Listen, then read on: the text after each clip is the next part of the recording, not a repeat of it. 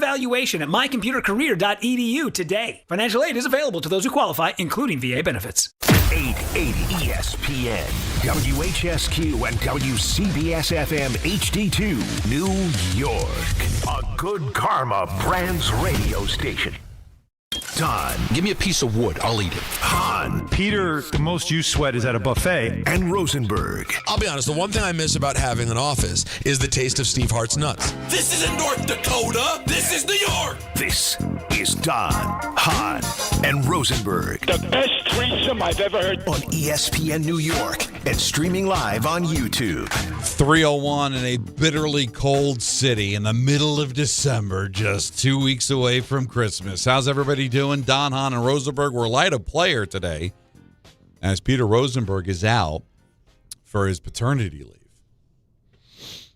And don't even get me started on that. But good, let him take advantage of something that I just wasn't told about when I had my twins. It's a great time of year. But that's a bad job out of me. Yeah. But good job. No, he's around, and he's going to freshen up, and we'll see him on January 2nd. Yep.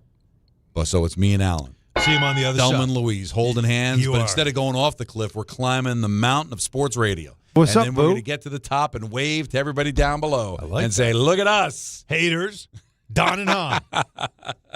See? Right before Christmas. What you could have like it. How you feeling? Because cold. Seriously. Yeah. Cold. You had a busy weekend. We had a great time Friday. Again, shout out to everybody who came out to your mother's house. And I dragged you a little deeper into Long Island to Borelli's. And Pusick, by the way, who doesn't go to anything, came along with us. He is such a good time, too. He deprives people. He's he's a big tease is what he is. Think so? No, I won't. No, I won't. No, I won't. And then you get a big yes, I will. He teases you with that little chin music he's got going. Just teases you with it. But the food was fantastic. They treated us so well. Shout out to Cody. Yeah. And Frank, too. Thank you so much. They were really good to us. And we'll be there. By the way, the Islanders for about 7 minutes on Saturday. We're in first place. We're in first place, yes. Which is pretty exciting. An amazing day at UBS. They celebrated Pat LaFontaine. Very emotional Pat LaFontaine telling stories. How fitting that the next teenage sensation scores a goal, right? Matthew Schaefer. Mm-hmm. But having all the players back was a cool thing. And to see the franchise, they're winning, they're playing well. And I'm just saying, not like we need a reason, but if they have a little run, I know you're going to you hope to be busy with the Devils as well, but if they have a little run, who says we can't go back to Long Island, in the spring? A little playoff show out in Borelli's maybe. Well, here's what I can hope for. That the Devils make a run, but even if they make a run. A series. I'm only good for the first round. Yep. That's all MSG would have. Mm-hmm. So if we get to the second round, and maybe they're playing each other in the second round, but whatever, then I would be free.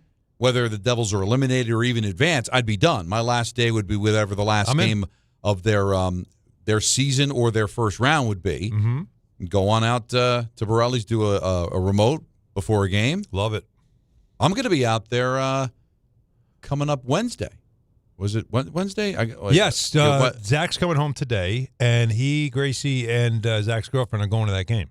Yeah, the 23rd. Islanders, Devils. Yep. Devils go out to Vegas. I'm not going because that's a TNT game. Then I'm going to fly out to Utah. We're coming back that night. Wait, so you and I together through Wednesday. Because eventually you got to go to Utah, so you probably leave Thursday. I'm going to leave. I got a flight Thursday night to Utah. Right. So we got 3 days together. Right. That's great. But then I'm going to be off. Me too. I am working the 22nd. I've made that sacrifice. I'm going to work the 22nd. We are. And when I agreed to it, it was, maybe Brian Dable will be fired. Well, he got fired. Maybe Aaron Glenn will get fired. No, I don't think that's going to happen either. But they did fire their defensive coordinator. They did. We'll get to that in a second. But, I'll be out at UBS. You should bring the fam. No, they're going. Well, are you going? I have a game. Oh, you Knicks have a Knicks are playing. Yeah. So, but I'll go see Zach and the family. Tell me where they're going to be. They'll find you. Trust me. You know Zach. Zach walks around. I love UBS. Like UBS is amazing. It's a great spot. Yeah. And it just brings me back because whenever I do a game at UBS, it really brings my career full circle. Mm-hmm. Because just down the street from UBS is where I got my whole start at Sports Phone. It was in Floral Park, New York. Yep. You drive down Hempstead Turnpike. You know Hempstead Turnpike. Yes, of course. So it's Elmont, Long Island. So just Belmont Park. Right. You just get through Belmont Park. Right. You head east. There's a OTB on the corner, on the left-hand side, all right? And then there was a place, I think it was called the White Tavern. It was like a block away on that same side with the OTB. So I think the OTB was on the right, the White Tavern was on the left. Okay. You made a left on that road, and right to the right was the building where Sports Phone was. And down the road, there was a bar we used to go to called Halligan's. Nice. So whenever we had an early night, there was no late West Coast games. We'd all go out, for a few drinks, for a pop. Yep. And talking about where is our career going. We're making $8 an hour.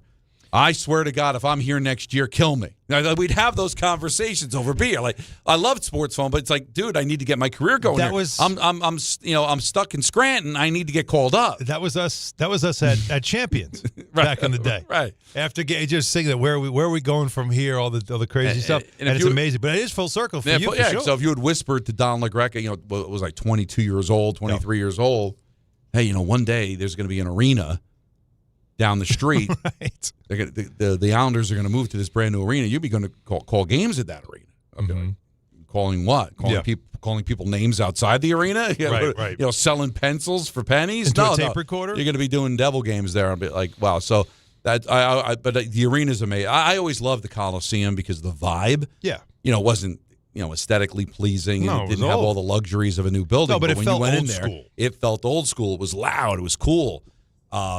UBS is everything. It's loud, it's cool, but it's also a beautiful arena. So I'll be there next Wednesday. Yeah. But shout out to everybody over there. They treated us very well. Food was fantastic. It's exactly what you would expect, right? So mark that's it what down. we love. But that's what we want to do. So hopefully we can make that happen. But there's a lot of season left to play. Quickly on one last thing on Hockey View, because we do have a little bit of the reunion tonight at the Garden. Kreider. Right? Yeah, we'll get to that. But you had a back-to-back, although the first game was a national game.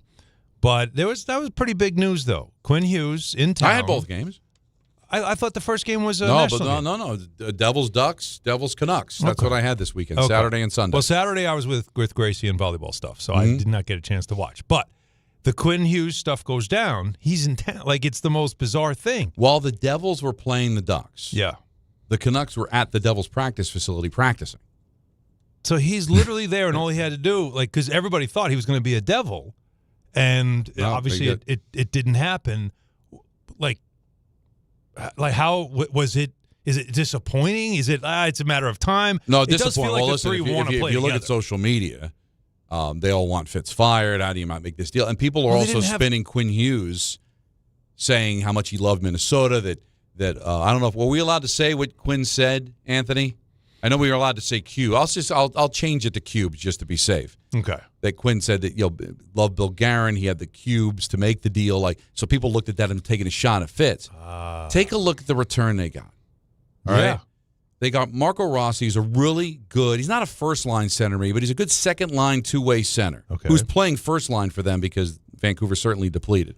Devils didn't have that. They're light a center with Hughes out. Right. They've got Mercer playing center. They didn't have a center of Rossi's abilities to give. And they wanted a center. Okay. And they wanted a defenseman that, if you look at Bulliam, I only watched him the one game a little bit when the time in Minnesota. He's another one like 20, 19, 21 20 years old, right? And really young. Amazing. That would have been Nemitz, right? So they had Nemitz. They had the defenseman. Yeah. But I didn't think. And they had a prospect. They could have given a prospect up. They didn't have the center of Rossi's ability. Detroit was in on it. The Rangers, for some reason, I don't know what center the Rangers could have given up. So I think give Guerin credit. He went for it. He only knows he's got him for 2 years. Maybe that's then what he becomes he means a free by agent. Cubes, though. Like, he knows I'm not going to be here That's long, the way I and took he's still it. going for because it. a lot of people be, I don't want to take a rental. You're already almost halfway through the first season. And you got it. You got 2 chances to win. It's got to be less that than it is about Fitz because first of all, why would you do that? Your brothers play there. Second, if you had the conversation and you let him know, like, look, no matter what, I'm going into free agency. Like, I'm not going to sign anything. And Guerin's like, you know what? The hell with it. I'm doing it anyway because maybe we can convince you and we can win along the way. And so there's some cubes. The convincing thing is the rumors, and again, I haven't heard anything from the Quinn family. I mean, the Hughes family. Yep. But that he's going to come here. He wants to play with his brothers. They all want to play together. They all want to play together. They're all under contract in beyond the next 2 years. So when he becomes a free agent, he'll come here. So if you're Tom Tom Fitzgerald, you're looking at it and going, I'm going to have him in 2 years. Yeah. So how much am I going to be giving up? Plus, I don't have what Minnesota's looking for. Minnesota's a really good team. At all. I had a question to Anthony and Ray, and prior to the show started. I asked him what was, I guess, the NFL NBA comparison for the Quinn Hughes trade, because I saw it come across my timeline, and I was like, ooh, and I saw a bunch of people going crazy. Good. So I was wondering, I guess, what would be the comparison, like player comparison for Quinn Hughes? Like an NBA trade comp. Well, this is he won the Norris Trophy. Yeah. All right. Yeah. Probably one of the top 3-4 defensemen in the league. McCarr, to me, is the best defenseman, but he's right there. Yeah, and it's like but you know you don't have him long term, so you're making the trade. Is it Kawhi? Yeah, that's exactly what it is. Because you don't know if you have him, but you're like, the hell with it. Let's see if we can do something while he's here. And I didn't think, and I don't know if anybody going into the season, Minnesota's good, not great. But right? did anybody have Toronto as a champion at the beginning of the year, or a quarter pole of that season? Right. Minnesota is the third best team in the West. Unfortunately, the two teams that are better than them are both in their same division, which means if everything stays the same, they're going to probably have to play Dallas in the first round of the playoffs and get bounced in the first round. Right. But if they won, and maybe Colorado gets picked off in the first round, the point is, Bill Guerin's a champion. All right, he's won a cup as a player. He sees a chance to go for it, and he's going for it. Okay. So I think that's what when he talked about Cubes, he's talking about there's a guy that had the guts to make a deal knowing that there's a very good possibility, if not 100%, that I'm gone in a year and a half. Yeah. And still felt like his fans and this team deserved to make a run. We'll see if it works out for him. Devil fans are upset. Devils are depleted, man. Going into that game against the Ducks. Score. But you got no Hughes. You find out no Gritzuk. You find out there's no Nemitz in that game. We're all like, we're going to get killed by 6 points and by goals, and they turn around and win the game. And then the reverse happens. The next day, they get taken on a depleted Vancouver team, no Hughes, that just made a deal. They're the worst team in the league. And the Devils end up losing that game. That's why sports is so amazing. You don't have it panned out. Really, the only thing you set your watch to in sports is that the Jets and Giants are going to lose on Sunday. Yeah, that happened. And, it was about that time yesterday. Certainly, the Jets are going up against a team that needed the game. Jacksonville's much better. But it got there. Are they that much better? Was it not 48-20? Did you take the Jets in the points? Not in our thing, but on the Daily News I did. I thought who did? I took the Giants. Did Peter do? I thought somebody was trying to convince me that the Jets. No, Don took the Giants. I took the Giants. That's what you did. Which turned out to be a better pick than the Jets. Oh, yes. I thought somebody's thought the Jet. I'm like, going to Jackson. Like, well, they get away from home. It's a better play. I was telling you that it's probably easier for the Jets to play. Yeah, no. It clearly was Jacksonville. Clearly than it is at MetLife Stadium. Steve Wilks out, not a surprise. It seems like Steve Wilks, wherever he goes lately, he doesn't last very long. No, he's one and done pretty much everywhere. It was an odd or curious decision for Aaron Glenn to hire him to begin with, and a lot of it, I thought, well, Glenn's never been a head coach. Wilks at least has, and maybe you want one of your coordinators, because Engstrand's obviously a kid. So I need somebody on my coaching staff that has been a head coach that understands how to handle all the daily machinations of being a head coach. Perhaps that's the decision, but he'll still have his hands all over the defense, but that wasn't the case. As we heard in the postgame, this is Steve Wilks' defense. This is the way he plays it, and the players clearly, nobody wanted to talk after the game, Don. I felt like that was it. That was the alarm. The defense has been bad. Yeah. But they did trade away some key defensive pieces. They still have an interception in 15 games? That's ridiculous. But it was bad with those guys. It's gotten worse without them. First of all, every blitz got stopped. Every time Trevor Lawrence play action, they fell for it every time. They got sucked in every time. And then, of course, the terrible tackling that was going on, the bad secondary coverage. It was a Trevor Lawrence extravaganza. This guy had a career day, 5 touchdowns, 1 rushing touchdown. I think only 2 other players or 3 other players have ever done in NFL history. So something had to be done. Do we credit Aaron Glenn for deciding, you know what, I could wait till the end of the year because who cares? But I'm not. I'm stopping it right now. I heard Michael when I was driving in. His open was another poor decision by Aaron Glenn to bring Wilks in, to bring Justin Fields in. He's worried about Glenn's decision making. All I'll say is this: I still don't buy it was completely, if at all, his call to bring in Fields. I think it was something he owned, but I'm not saying that he's the guy that said, get me Justin Fields. I don't have any evidence of that, but I can't imagine that he came in and that's the one guy that he wanted to bring in. I can tell you from what I know that the Justin Fields thing was a fait accompli before free agency even began. Right. That's why he wouldn't talk to Pittsburgh when they had the exclusive. Right. He said no. He never answered their calls because he knew, I'm out of here, I'm going there. Right. But I don't believe it was all Aaron Glenn. And as far as Wilks is concerned, it's one of two things to me. It's another a collaboration because somebody else is probably going to tell Glenn, you're going to need a little help, man. You're a first-time head coach. Let's bring in somebody who's been a head coach before. He's a veteran. Mm-hmm. He's a defensive guy. But he's not an Aaron Glenn guy in the sense of running the same system defensively. So that's why I don't think it was 100% his call. But, again, the whole thing the Jets have done, in my opinion, hold on. Bless you. I was trying to hold on, I couldn't. Is, again, setting this image of we've got the new sheriff in town. He's completely in charge. He's the alpha male. He owns all the decisions, and I think that's the way Glenn wanted it to be. So he's my quarterback. He's my defensive coordinator.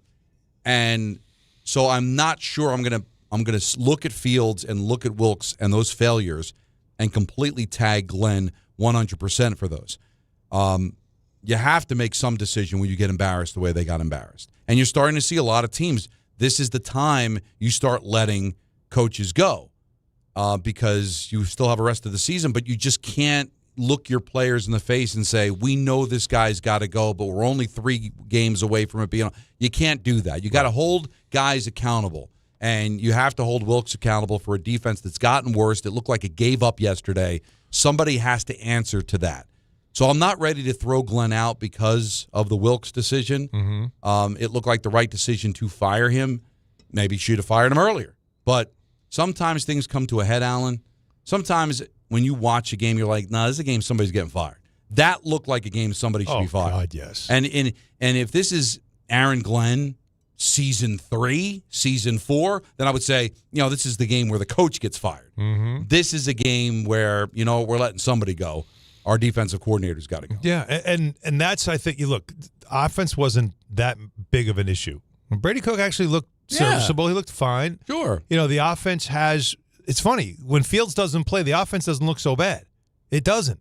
There's just simple things of, a loft issue, a lack of freaking talent. That's really all you have. But you don't have those obvious, bad calls and stuff, right? But defensively, my God. For the talent they did have, to start the season anyway, the talent they had on this team, that defense should not have been as bad as it's been. And it's been this bad from start to finish, has it not? When have you said, wow, that was a great defensive game by the Jets? You haven't. Nope. They can't get an interception. No. They get no takeaways. How do you not have an interception? Wild. Going into week 16. You've played 14 Well, how many games. weeks did they go before they got actually a turnover? Yeah. They almost went like 5 or 6. No, it was more than that. It was almost half the season. So, and that's Glenn's specialty. That's why there was a lot of questions about him, because you knew what was the offense going to look like. We don't know. But defensively, they should be good because, A, this guy was a defense coordinator for a really good Lions team, and B, they've got talent on that side of the ball. Yet, all the stuff they were doing, even when they tried to get pressures on quarterback, even when they tried to get to the quarterback, nothing worked. Nothing happened. Mm-hmm. And then Quinnen Williams, they move him out because he's not effective. Now he's being effective. Sauce Gardner, they move him out because they want to get these picks, and we hope they turn into something, which we'll get to in a moment. But this is really Aaron Glenn learning how to be a head coach.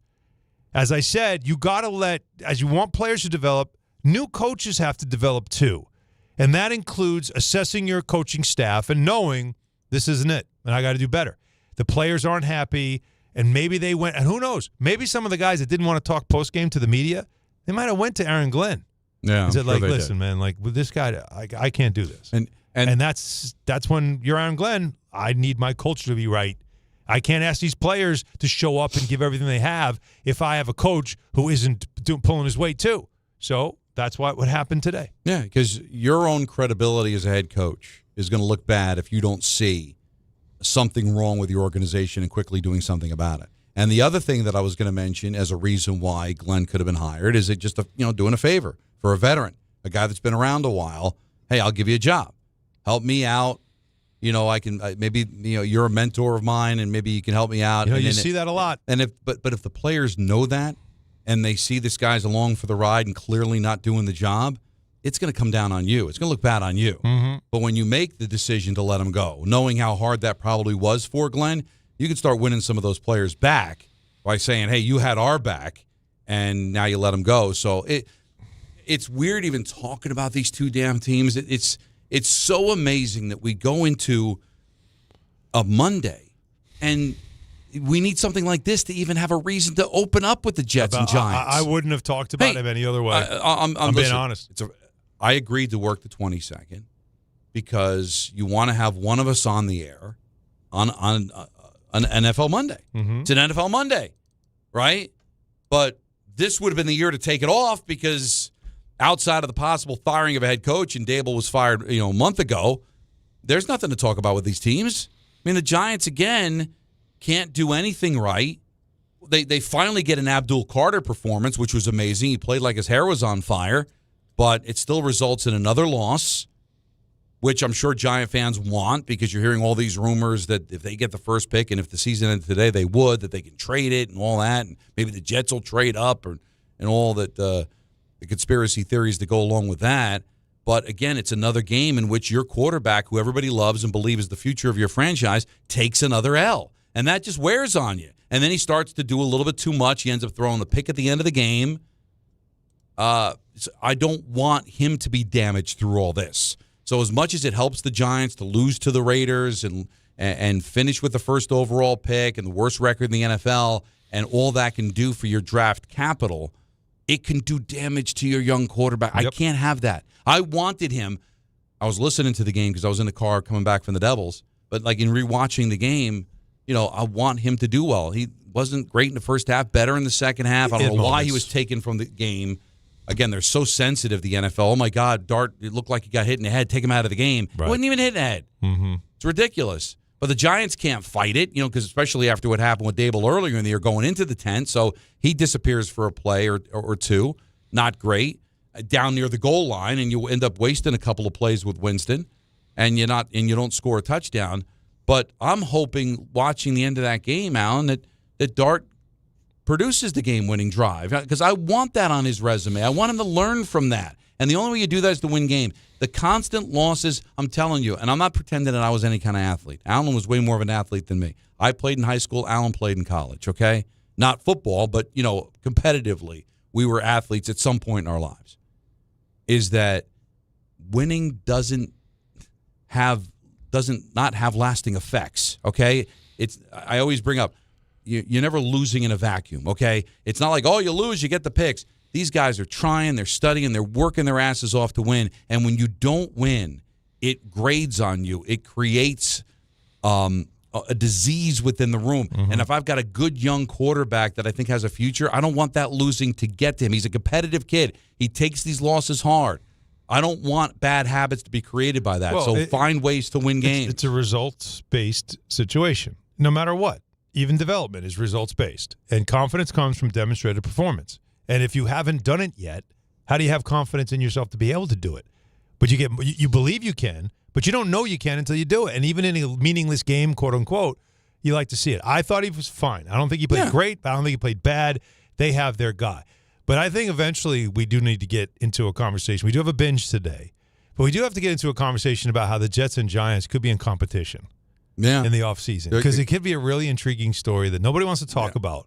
But I do think it's worth bringing up because, as you said, what the hell else is there to talk about? The funny thing is, Alan, everybody wants to talk about it. Nobody wants to believe it. Yeah, that's probably what it is. But we're going to get into that a little bit later on. Oh, yeah. By the way, the Knicks won, and now they're in the NBA Cup Championship tomorrow night. I don't think it's nothing, but I keep running into Knicks fans who are like, they're afraid. Nah, I don't want it. They're afraid to win. You can't win either way. You can't. So you might as well just win. Yeah, exactly. They're gonna pick at the scab. Oh, this is the only cup you'll ever win. Or, I believe you can't even win that cup. So they're gonna go after you no matter what. So you might as well win. But we did lose a little ammunition with it not being the Thunder because I thought we can at least play the whole test yourself against the best team in the NBA. Yeah. But it's still, Wemby's back. The Spurs are good. It's a chance to win something that can maybe lead to something even bigger. Listen, you blow your nose with this if they win the championship. I get it. And I'm not telling you to take the 7th Avenue. I'm just saying your team is going to be but it's a on TV tomorrow. Yeah. And the league is going to force them to raise a banner. You might as well win it, right? You gotten this far. I can understand you saying, don't even go to Vegas. But once you get to Vegas and now you beat the Magic and you got a chance to beat the Spurs, it's not nothing, man. Win it all. It's not nothing. And one last thing on the Knicks. I do have some new Giannis intel. Okay. Listen, that's not nothing either. So we got Giannis intel. We got the NBA Cup. Mets trade watch. We've got Kreider back in town, and his best friend's not playing because he was late for a meeting. How about that? I mean, how does that happen? What was he doing? All right. And listen, just a little suggestion. I know it was 6 hours ago, but the MSG Twitter handle, the Rangers Twitter handle, don't tweet out Rangers Ducks and have a picture of Zibanejad when he's suspended for the game. All right? Put up an old picture of Kreider or something. Don't put the Zibanejad picture up. Put Panarin. He had a penalty shot goal penalty shot goal against the Canadiens the other night.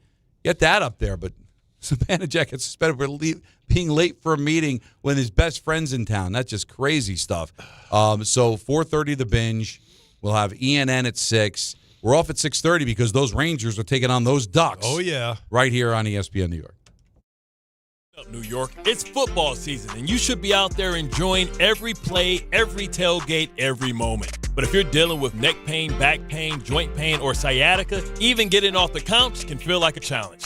That's where Dr. Jay Shaw at Sandwell Pain comes in. He's one of New Jersey's top pain specialists, Ivy League trained, double board certified, and dedicated to getting you back in the game. Here's the difference. No surgery, no scars, no long recovery, no pain medication. Just precise, non-surgical, image-guided procedures that get real results. Dr. Shaw treats everything from neck pain, back pain, migraines, nerve pain, and chronic joint pain. And he builds a custom game plan that's right for you. Same-day or next-day appointments are available with offices in Woodbridge, Livingston, and Inglewood. And yes, most major insurances are accepted. So don't let pain keep you on the sidelines this season. Go to SandwellPain.com to call, text, or book online. Relief is closer than you think, and it starts today.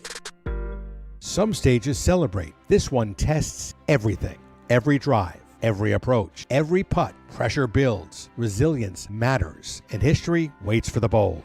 In June, the 2026 U.S. Open Championship returns to the Hamptons at the iconic Shinnecock Hills Golf Club. Experience the world's best golfers competing on one of the sport's most storied stages. Don't just watch greatness, experience it live at the 126th U.S. Open. Daily tickets are available now on SeatGeek. Now let's take a look at the roads with Janelle Crispin. Thanks, guys. We have double troubles in Brooklyn on the BQE. Westbound at the Williamsburg Bridge, there's a disabled vehicle. Left lane is blocked. And then on the BQE westbound at the Manhattan Bridge, we've got a crash. 2 lanes are blocked there. Cross Bronx Expressway, pretty heavy. The Bronx River Parkway out to the GW Bridge. We're inbound, not bad. Lincoln Tunnel, you're in fine shape. Holland Tunnel, you're good to go in both directions. And 1 and 9 southbound at Woodlawn Avenue in Linden, there's a crash. 2 left lanes are blocked. This report sponsored by Unbound.org. Right now, there are young people across the world facing a tough choice, continuing their dream of education or drop out to help their family put food on the table. You can help change their future in a single moment. See how far your support can go at Unbound.org. I'm Janelle Crispin for 880 ESPN New York. We are proud to serve our country, to serve our local communities, to wear the uniform, to be a soldier. To serve abroad when and where duty calls. We are ready to stand with our brothers and sisters to defend, to serve, to fight. We're always ready. We're always there. We are the New York Army National Guard. Sponsored by the New York Army National Guard. This is Rick Brunson, the assistant coach from the New York Knicks. I'll be driving to our games this season in style in my new Jeep Gladiator from Princeton Jeep. My friends at Princeton Jeep gave me all-star treatment, and you can expect the same thing. Just mention I sent you, and they'll treat you like family. Princeton Jeep has tons of inventory and great deals on new vehicles. Visit Princeton Jeep at 1045 State Road in Princeton, New Jersey, or online at PrincetonJeeps.com and tell them Rick Brunson sent you.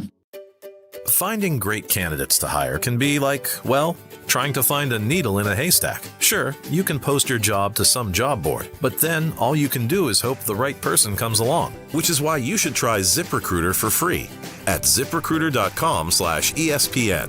ZipRecruiter doesn't depend on candidates finding you. It finds them for you. Its powerful technology identifies people with the right experience and actively invites them to apply to your job. You get qualified candidates fast. So while other companies might deliver a lot of hay, ZipRecruiter finds you what you're looking for.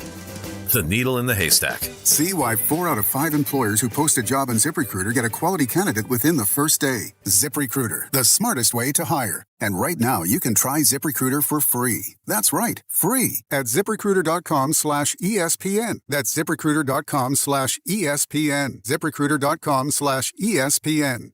ZipRecruiter. This college football moment is brought to you by ServPro. College football teams have moments they recovered from and made it like it never even happened. Like on September 24th, 2016, when Tulsa found themselves down 31-0 to Fresno State. With 10 minutes left in the second quarter, Tulsa fought back to tie the game at 41. And then won 48-41 in double overtime. ServPro. Like it never even happened. Fellas, it's the season to shine, and not just from the holiday lights. Manscaped is here to keep you looking sharp for every holiday party, family photo, and mistletoe moment. The Lawnmower 5, groin and body trimmer, and the Chairman Plus face shaver deliver precision, comfort, and control worthy of Santa's nice list. I've been good and nice. Whether you're tidying up before a big night out or preparing for New Year's Eve, Manscaped has your back. And your face too, to be exact. So gift yourself with some grooming greatness this season, because looking good is the best gift of all. And now you can find Manscaped products at your local Walmart.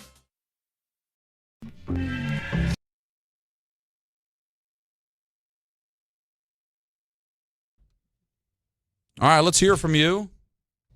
Again, everything's on the table. We'll dive into different things. We're talking about the Jets and the Giants and the frustration there. The only thing I'll say about the Giants before we go to the phone calls is that I gave Kafka a chance. I gave Schoen a chance. You can't keep losing. Just can't. So everybody's got to go. And if anybody wants to defend Schoen, I'd be the one person willing to hear it because I was the one person who said I wouldn't mind him coming back. Because I got sucked into the same thing that all the Schoen defenders get sucked into is the talent that's on this team. Right? You know, Carter's a talented player. We saw it yesterday. You look at the trade for Burns. You look at some of the other aspects of the team, trading to get Dart, Neighbors, Scadabo. All right, there's some things, there's some wins he's had. But even with some of the talent that he's brought in, do they win? Your job as a general manager is to not collect talent to go to the Pro Bowl. Your job is to collect talent so you win.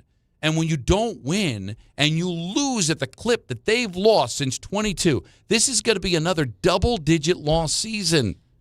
This is going to be another horrendous season. I think they could beat the Raiders. That means 2 wins in 2 years. 6 wins in 2 years. Think about that. 6 wins in 2 years. So I don't care about talent. I need the talent to win. Give me average talent and win as opposed to a team laden with talent. Plus, I'm not even sure they have much talent to begin with. But don't tell me about his wins.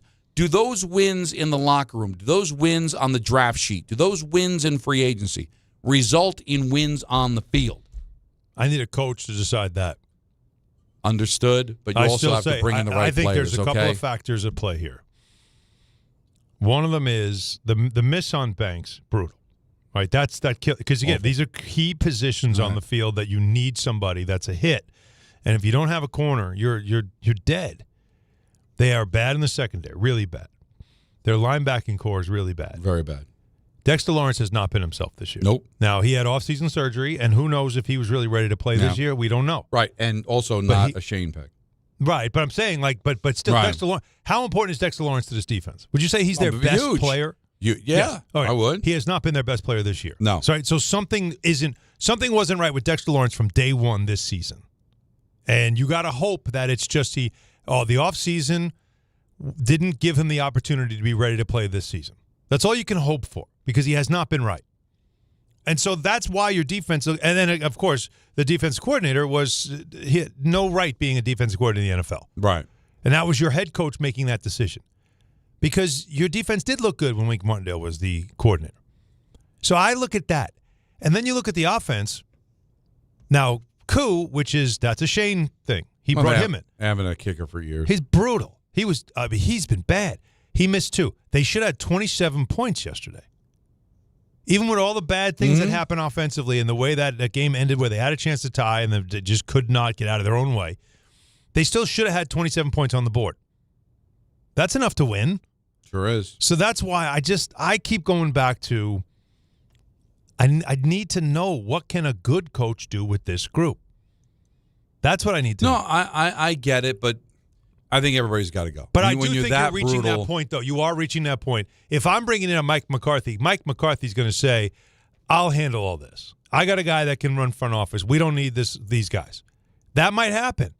And so if it comes up where a name like that, an experienced coach that we all agree the Giants need, if that guy takes over, he's probably going to say, I don't need front office people.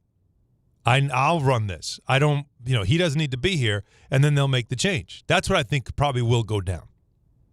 But, that's an off-season thing. But right now, Mike Kafka is not helping himself at all. Well, no, at all. You can't say you're the interim coach, lose every game. No, it's not happening. And it get worse and worse, where you're competitive the first couple, you almost beat the Packers, you almost beat the Packers, you almost beat the Lions. But now it's just been you're non-competitive now, and your only win might come against a team that's also considered one of the worst teams in the league. It's just, if that even happens. This doesn't it drive you crazy? Like, this is where we are. The Jets and the Giants. The two things, and all we keep talking about is you got to get to the offseason, you got to see what happens, you got to wait again. Meanwhile, around the league, I can't wait to get to the binge, because yesterday had highs and lows, didn't it? There's some devastating injuries that happened in the league yesterday. Yeah. There's unbelievable play that happened yesterday. There was at least one, if not 2, classic games that went down yesterday. A lot of things. Still a game tonight, obviously. Pittsburgh and Dolphins trying to keep their season alive. But there's so many other stories that I say this every week. When I'm watching Red Zone, I feel like I'm watching another league or another different sport. Yeah, no, you are. You are. It's like, this is so much fun. I wish one of my teams played like this. I long for those days. That when you look at the Patriot-Bills game, it's a different speed, it's a different level, it's a different league. The IQ alone, Don, in that game, from the head coach to some players, decisions that were made. Just understanding that when somebody gets an interception and he slides and no one touches him, he can get up and keep going. Dumbass. Touch him. You got to hit him, right? You got to do something. I know, right? You don't just stop playing. No. That's poorly coached. That's just bad IQ. Just bad. But, the Chiefs officially dead, and they would have been dead anyway. Mahomes out for the year, but they were eliminated as that injury had taken place because of all the things that fell down. And then Mahomes, obviously it's over. Knowing now it's official, although he didn't do extensive damage on the knee, but the ACL is right. But he would have been done even if they had stayed alive. Yeah. He wouldn't have been able to play the rest of the season. Minshew throws the pick, and the season is over for them. Looks like it's over for the Lions as they lose to the Rams. And how about in the Rams game? Devontae's played great, goes down with the hamstring, and you're thinking, oh no. And then 2 plays later, Nakua has something happen to him, and I'm thinking, did they just lose 2 guys in 3 plays? The team we think is the best team. It was a wild day. No, it's crazy. Luckily, it was a really wild day. We see a 44-year-old almost lead his team to victory in Seattle. Story? And now Seattle, because the Rams won the game. If the Rams had lost that game, and they were down in the second quarter to the Lions, Seahawks would have moved into first place in the conference, but they stay behind the Rams, so they have to stay in second place out west. So things are just really interesting in the NFL. Unfortunately, not involving either of the locals until we get to the offseason. But, the Knicks are going to play for the Cup tomorrow. We've got Chris Kreider back in town. There's something bubbling with the Mets. If you take a look at social media, it sounds like there might be something brewing with the Mets. Multiple different sources about there could be news later, maybe a Met-Padre deal. So just something to keep an eye on here on a cold Monday. The hot stove warming up just a bit. So let's hear from you on all the different subjects. The Binge, again, we'll really get into the NFL at 4:30. 1-800-919-3776. But let's start it off with Tessa, a Peterless Tessa phone call from Wes Caldwell. How are you? Oh, my God. Listen, of course Peter won't be here today, but that's all good. I appreciate it, guys. Thank you so much for taking my call. I think you could hear my tone right now, and that's because, my team, our team, done 2-12 is just leaving me so hollow feeling, just really unable to function. You understand what I'm saying? So how can I be upset when I'm really hollow and I can't function? You're dead inside over them. 100%. Like, I'm like dead and just straight, like hollow. Like, basically, you blow on me and I'm just going to disappear. You understand what I'm saying? That's where I'm at right now. Mm-hmm. And it's just like they wear these beautiful, gorgeous, just sexy uniforms and they keep pooping all over them every time. It's embarrassing. And it's just like, I don't even know where to go. I mean, Washington, okay, shout out to the Commanders. You slept, but you lost 8 straight before you came in. So you're still trash. You're just living outside of the dumpster right now because you beat us for the season. You know what I mean? But you're still in there, too. So I don't really even care about them, but good job. They gave us 2 fumbles, still had a chance. It's like, we can't put anything on the board, Don. Like, I don't even know what to do anymore. I don't care about that stupid, funky pick. Number one, when you got the wrong man as a GM making the decisions. I don't want to lose. I want to win a game. I don't understand why fans keep saying, oh, we got the pick. Forget the pick. These men are getting paid all this money. I want them to do their job. Tackle. You're right. Abdul did okay yesterday. Good job. Thank God. Okay, you just waited till freaking, our end of our season, but good job for you. But it's like, Don, I don't like when people keep saying that. I've been telling y'all the pool need to get drained. Remember, Don, I'm so glad you on our side now with that, baby. It needs to get drained. Everybody needs to get fired. And I hate saying that, but this is disgusting. Don, number 7 pick, then number 3 pick, this year number 1 pick. This is embarrassing. No, and what do you do with it? What do you do with it, Tessa? All I did was, all right, let's see what it looks like. And what it looks like is an absolute tire fire, and everybody's got to go. Now, again, I don't know what the Mara situation is with his health. Well, somebody's got to take the reins there. You just can't let Joe Schoen keep his job because there's nobody else that knows enough football to be able to make the key decisions. Somebody's got to step it up. Tisha has to be on the phone saying, listen, John's just not right now. He's focused on his health, and that's where his focus should be. If he's fighting cancer, that's where his fight has to lie. As important as the Giants are, not more important than his life. But that doesn't mean the whole organization has to go down while he's suffering through that. So Tisha's got to get on the phone, bring in a football guy, call Parcells, call someone and say, help us out here with what we should do. We might have the first overall pick, and we've got a general manager that deserves to be out of a job. And we can't let him keep the job because there's nobody else. There's nobody to fire him. This all should have happened last year. But John, with the kindness of his heart, another kick at the can, and now he got kicked in the ass. He watched a documentary on his father. Yeah. And it affected him. Well, it affected him, unfortunately, in the wrong way when it came to making decisions. And now you fast forward a year later, you've dug yourself a deeper hole, and now one of the guys that should be gone after the other one was fired might keep his job because there's nobody else. That would not be a good way to make a decision. 1-800-919-3776, all on the table for you. ENN coming up at 6 o'clock, and Anthony Pusick vehicle take you up to Rangers Ducks on ESPN New York. Make cancer screening a part of your annual healthcare routine. New York Presbyterian offers a full range of cancer screenings, including lung, cervical, prostate, colorectal, breast, and more. Regular cancer screenings could save your life by detecting cancer at its earliest, most treatable stages. Screenings are available across New York City and Westchester. Learn more at nyp.org/cancer screening. Stay amazing. New York Presbyterian.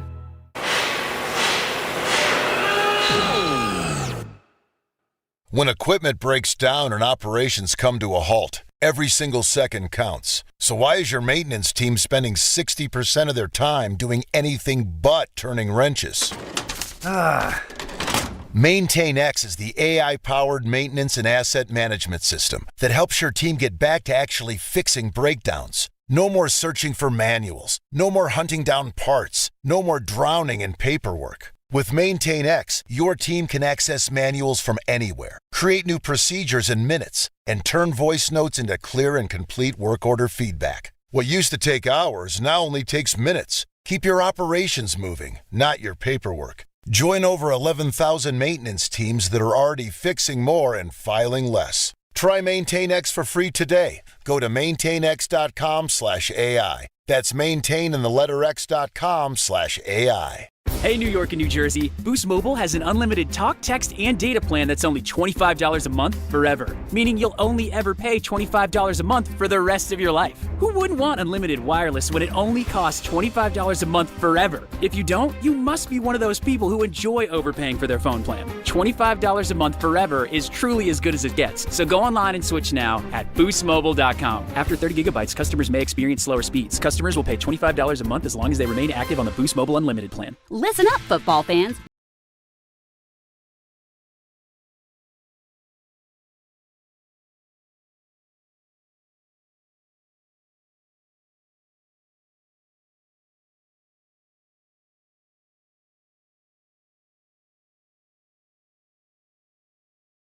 See why it's never ordinary at Bet365. Gambling problem? Call 1-800-GAMBLER. 21 plus only. Must be physically located in New Jersey. T&Cs apply. In-app only. Hey, fans! Welcome back to Fansville's Cheers and Tears. Oh. Okay, so like everybody deals with losing, right? To a rival on a last-second field goal. Whatever, it's fine. I'm totally fine. But I cope with losing with an ice-cold Dr. Pepper. Those 23 flavors are like so delicious. They totally wash away the pain of your college football team taking a big fat L. College football, it's a pepper thing. Paying extra for tire care is BS. You know, bad service. So at Midas, we're rolling out our BS-free tire guarantee, included with paid installation and tax on every purchase. You'll pay nothing for flat replacements, nada for flat repairs, and zilch for tire rotations every 5,000 miles. That's $0 for all that. So with this limited lifetime tire guarantee, you'll pay a whole lot of nothing compared to what the other guys charge for tire care. That's the BS-free tire guarantee, only at Midas. Actual price will depend on product and subscription plan. Featured products are compounded drug products, which the FDA does not approve or verify for safety, effectiveness, or quality. Prescription products require an online consultation with a healthcare provider who will determine if appropriate. See website for details, restrictions, and important safety information. Want to boost in and out of the bedroom? Hims has you covered. Introducing a new 2-in-1 approach to level up your game. Tadalafil for better bedroom performance and zinc for testosterone support. Put it all together and you've got what you need to turn things all the way up. Getting started is simple. Just go to hims.com/joy to start your free online visit. Through Hims, you can access ED treatments including pills, chews, and more. 100% online. No office visits, no pharmacy lines. Just fill out a simple intake form and a licensed medical provider will determine if treatment's right for you. If prescribed, it ships free and discreetly to your door. Find affordable treatment options at up to 95% less than brand names at hims.com/joy. That's hims.com/joy, HIMS.com/JOY. The NBA is happening Christmas Day. 5 games, 1 unforgettable lineup. That's what Christmas is all about. Buckets for breakfast, breakaways for dessert. It's the holiday tradition. Christmas is our day. With star power from across the globe. The stars, they are going to be out. The best gift, you don't even have to unwrap it. We want to say Merry Christmas and Happy New Year! NBA Christmas Day begins at noon Eastern on ABC and ESPN. Okay, girls, ready to go? Yeah! Mom, I'm hungry. Can I have a snack? Me too, Mommy. You want a snack? Yeah! Got it? Children learn from our behaviors. Mommy, can you open this, All right, hold on 1 second. Okay. Okay, here. Thank you. They learn what is okay from the adults they see. Mommy, are you on your phone? If you're a distracted driver, chances are they will be too. What kind of driver are you raising? Funded by the Governor's Traffic Safety Committee.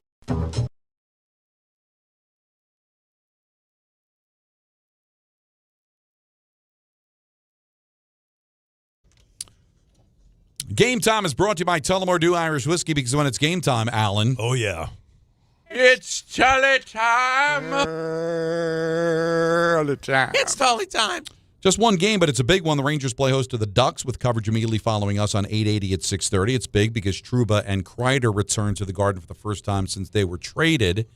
Now, a little luster's off it because Mika Zibanejad suspended by the Rangers because he was late for a meeting, and he was Kreider's best friend. How does that happen? I don't know. How does this happen? Like, reading the stories, Sullivan said something to the effect of, we understand the logistics of New York and all that, okay. Sometimes you could be late, but he also understands rules are rules. So it sounded like he might have just been... Well, traffic? Well, yeah, rather than me... Because he lives in Manhattan. Yeah, actually, I know he may have moved. He didn't move. I don't want to blow up Westchester, his spot. All right. But when I would wait for my car at a certain parking garage outside the Garden, one I know, I would see him walk by because he was going home. So he was like within walking distance. No, now he's had a child since then. He may have moved. Well, I've seen him with the carriage on a random day, not on a game day. You know what with it him is? and his wife with the carriage. They're walking, so I've seen him. Hey, it happens here. The one guy that lives in the city, Peter, is always late to our show. There must be something about when you live in the city and you have to be in the city that you think you could be late. Is that what it is? I think that has to be it. The rest of us. Who's the last one to the meeting? Oh, it's always Peter. And he lives closer than anybody. You're out on the island. I'm in Jersey. Yeah, but see, that's the thing, though. We know getting to the island of Manhattan, Manhattan, we all know that it's like at worst an hour and then add 15 minutes. Right. But what'll happen is on a good day, you'll be early. It's fine. You'll be early. But it's a tough game to be suspended for. That's all I'll say. If you're Mika Zibanejad. Tullamore Dew, the original triple distilled, triple blended, and triple cast matured Irish whiskey. Be sure to grab a Tullamore Dew with the new Tullamore Dew Honey during today's action. Glasses up to enjoying Tullamore Dew responsibly. Here's what Sullivan said about Mika. Mika and I had a conversation about it. You know, there are logistical challenges that this city presents sometimes. But having said that, I think Mika understands, the importance that the rules that we all expect of one another. And, this is something that I think from his standpoint, obviously he feels terribly. The one thing about Mika is he's an honest person. He's a great human being, and he takes responsibility for it. It's certainly not something that we would like to happen. But having said that, we believe strongly in the process that we have in place. And the process that we have, I think, is important for everyone to understand what the expectations are. And Mika understands that as a leader of the team. As I said, none of us are perfect. Everybody makes mistakes, and we'll move by this, and he'll be available tomorrow, and he'll be the player that he's been for us all year long. So it sounds like he couldn't get out of this. They had to be up to the training center, which is in Westchester. Right. And something, because we all know it's not easy to maneuver. And the snow was bad. Yes. And really bad. He just got stuck. Because he doesn't sound annoyed. He sounds more like rules are rules, and we got to hold everybody. Like we can't bend the rules for someone just because of the weather. Exactly. And so it does send a message. Well, if they can bench Mika, right? One of the most important games of the year with his his buddies returning, right? So good on him. Bad job out of Mika. Yep. Well, more on that a little bit later on. 1-800-919-3776. A lot of people want to chime in on the myriad of subjects, including Dave in the car. You're on ESPN New York. How are you, Dave? What's up, guys? Look, I got a gut feeling when I'm looking at the Giants, and I know that Dart didn't end up getting a concussion, and I'm not going to go into benching him anymore. I'm looking at this organization. Do you think because of the illness of one of the elders of the family that owns the team, do you think that this team right now might actually need to gut its roster? Do you think they should reevaluate if Dart should be their quarterback for the future? I don't see anything there now that's solid. There doesn't seem to be anything in place. Wait, you don't think Jackson Dart's a good quarterback that has potential to be a franchise quarterback? I'm saying in the state. Let me rephrase that. Good question. I think that the current state of that organization right now needs a roster overhaul and very strong leadership. His talent will not be brought to fruition in the NFL. This is not a risk. You're at the highest level right now. They should not be designing any running plays for this quarterback until they have a real good system. All right, Dave, it's only 2 games left. Yeah, no, all right. Thanks, Dave. A lot of times he runs because whatever the pass play wasn't something there, and he wanted to get yards. Like, that's what he does. This is now becoming, to me, a dangerous narrative around this player. This is now it's gone too far, because the problem is we have too many fan analysts that are following a narrative and then creating their own narrative with it. And it's becoming this, well, he can't run. You can't let him run. He can't run. He'll get hurt every time. Like, this starts to get out of control, Don. This is the problem. Listen to the experts, not the narrative creators. Not people that are just trying to put out this idea that Jackson Dart now is suddenly fragile and he can't run because every time he gets hit, he's going to be in the tent. I know it feels that way. The game yesterday, nobody understood why he went to the tent. Even he didn't know why. No. But they just, for whatever reason, this is not the problem. When you watch him, just watch him and shut your mouth. Just watch him. And watch him play. Take away the score. Take away everything else. There's an ability you have, NFL.com has it, where you can watch all his throws. Just him. Nothing else. Just his throws. And if you watch him in that vacuum, that kid's a quarterback. He's got it. Now, take away the game. Watch him on the sideline. Watch him around his teammates. Watch his teammates react to him from the start, from the very first start he made on. It's all there, guys. It's all there. If the Giants have anything, they don't have a coach. They might not have a GM. There's a lot of things. They don't have a kicker. They don't have linebackers. There's a lot of things they don't have. They got a quarterback. It does feel like it, but I can understand fans saying, well, listen, I'm a little worried about the injuries, and they could have the first overall pick overall. Oh, and if you're going to blow it up. What are you doing? Well, I'm going to ask you this. Oh, wow. If you're going to blow it up. Oh, you're going here. If you're going to blow it up and you're going to bring in a general manager, and that general manager says to you, I think I can do better than Jackson Dart. Oh, boy. And you have the number one pick? And you have the number one pick. Which they have right now? Which they have right now. Oh, you're opening this door. I'm going to open the door next. Hahn Rosenberg, ESPN New York.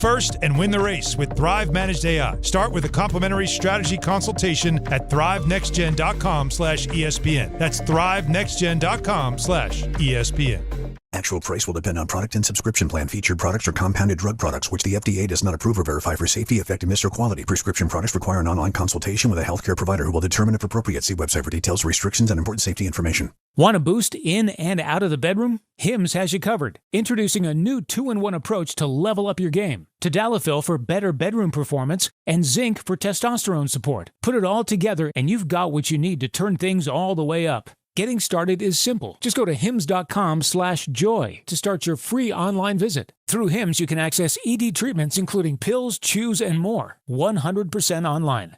No office visits, no pharmacy lines. Just fill out a simple intake form and a licensed medical provider will determine if treatment's right for you. If prescribed, it ships free and discreetly to your door. Find affordable treatment options at up to 95% less than brand names at hims.com/joy. That's hims.com/joy, HIMS.com/JOY. Hey, this is Mika's Binge. Hey, this is Adam Fox. Catch every Rangers game right here on 880 ESPN. WHSQ and WCBS-FM HD2, New York.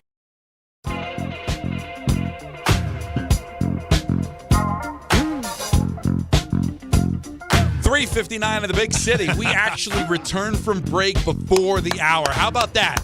You remove a piece and you add. That's a quote. I don't know. You want to tweet it out? I'm not saying even what I'm referring to. You remove a piece and you add. Addition by subtraction, someone once said. I didn't know I had that in me until it came out. Wow. So I hope you write it down because I might forget.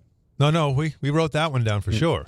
No, That'll be used later. Listen, It's not clean day already. All right. So here's something that I've been chewing on, and we talked about it during the meeting. Yeah. We've talked a lot about the possibility of Joe Burrow being a Jet. And certainly it was based off of his comments before the game against the Ravens.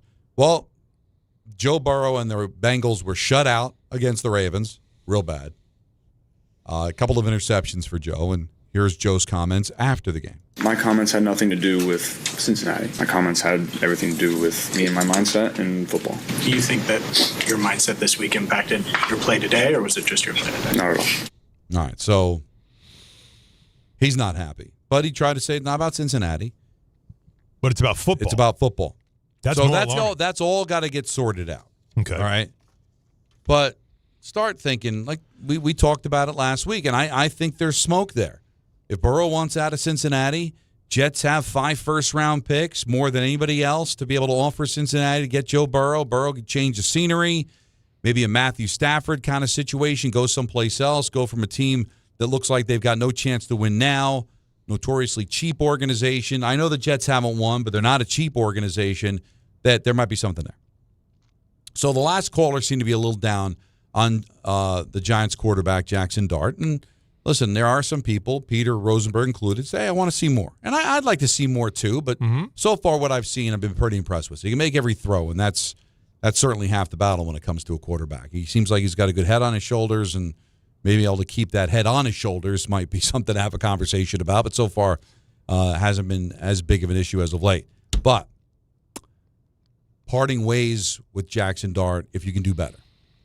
If the Giants finish with the first overall pick, and you have to hire a new general manager, and you love this general manager, and you think he's the perfect guy to replace Joe Schoen. Well, let's just say it's Mike McCarthy. Okay. And Mike McCarthy is going to also buy the groceries. He'll have help in the front office. Sure. But Mike McCarthy wants carte blanche. Right. He wants full control. Whether it's your coach, whether it's your general manager, most likely the carte blanche would come from the coach because I think there are bigger names they can bring in coach-wise. Yeah.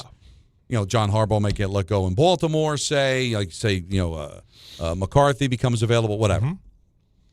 And they say to you know what, I got to tell you, with this little time I've had off, I've been watching a lot of Indiana. I think Mendoza's the bomb. I'd love to have him. I think he's better than Jackson Dart. Are you not hiring that guy? Or are you going, tell me more? We do have the first overall pick. We can select him if you like. Could that scenario exist? Or could there be a scenario where we've got the first overall pick and Jackson Dart? Hey, Cincinnati, what if we offered that to you for Joe Burrow? Wow. Would you be interested? Have the first overall pick and a young quarterback. So this is the Carson Palmer, Andy Dalton thing all over again, where I trade away the veteran, talented guy who doesn't want to be there anymore, and my next generation starts with a young quarterback who I build with, and that's Dart, a controllable contract, right? Because he's first round pick. So that's 5 years, and you only got 1 year burnt so far. Save some money, which we know the Bengals like to do. Yeah. Okay. Like that's and then I can do whatever I want with the first overall. Everybody, this is hypothetical. We're playing the game, but it's not something you would. When we talked to Mike Tannenbaum last week, he really blew my mind when he was talking about how you have to prepare for everything and you consider everything. And that's all we're trying to do right now because this is a real thing. The Giants right now being in position to have the number 1 overall pick, too many people are like, the Jets should trade with the Giants. And Don, it's almost like you're saying, screw the Jets. The Giants could do way better. Well, because if you're telling me if the Giants end up with the worst record, which is certainly on the table. It is. And they've got the first overall pick in the draft and Jackson Dart, you can make a solid case that's better than 5 first-round picks. Because what Mike Tannenbaum also said is what Cincinnati is going to be interested in a return is their next quarterback. Right. So, like and the Jets can't guarantee that those 5 picks can result in Cincinnati getting the first overall pick, right? You hope that you can use those picks to trade up, but what if Cincinnati can't? the Giants could offer them Mendoza. Or you get Mendoza. Or I could offer you Jackson Dart and a first-round pick that you can use on a receiver, on a defender. Go to town. Well, Trade it somewhere else. Trade that to the Jets to get Mendoza. Is that more valuable than a boatload of picks from the Jets when you consider you get Dart, so there's your quarterback, you get the number 1 overall pick that you can then trade and flip into multiple picks to help you fill out other areas. And now you've got your young, cheap roster that you love to have in Cincinnati and not a quarterback that's going to complain about it. Because the Jets can't technically get that in the deal. They can't give them the first overall pick where they can get Mendoza. They might be able to trade to get it. Right. So, and they don't have a quarterback on their roster anybody wants. Justin Fields, they'll laugh at you. So with that, well, let me ask you. First, if you're the Giants fan, because the Jets fan, this scares the hell out of me. Do you look at that scenario? Now, I've watched Dart enough this season. I'm in full bloom love. I think he's good. No, I love him. Like when people talk about the Giants should trade Dart and pick Mendoza, I would, as a Jets fan, say, I'll take him. I'll take him. So are you comfortable in a scenario like that where it's either a coach comes in and says, I think Mendoza long-term is going to be the better quarterback, and he plays more of the pocket style, all the things that he does, what he's about, all those things. You don't have to worry about him, this narrative. Or the dormer 2, which is I'll offer both, the pick and the kid, for Burrow. Are you on board for both, or only if it's Burrow because you know Burrow is a given? Even though Burrow, technically Burrow's not a given. Burrow's not a given. No, Dart's not a given. Right? I mean, nothing's a given. I like what Dart's done. All right. But you get worried about the concussions and stuff, just like you'd be worried about Burrow and his injuries, and Mendoza is a complete unknown. Yep.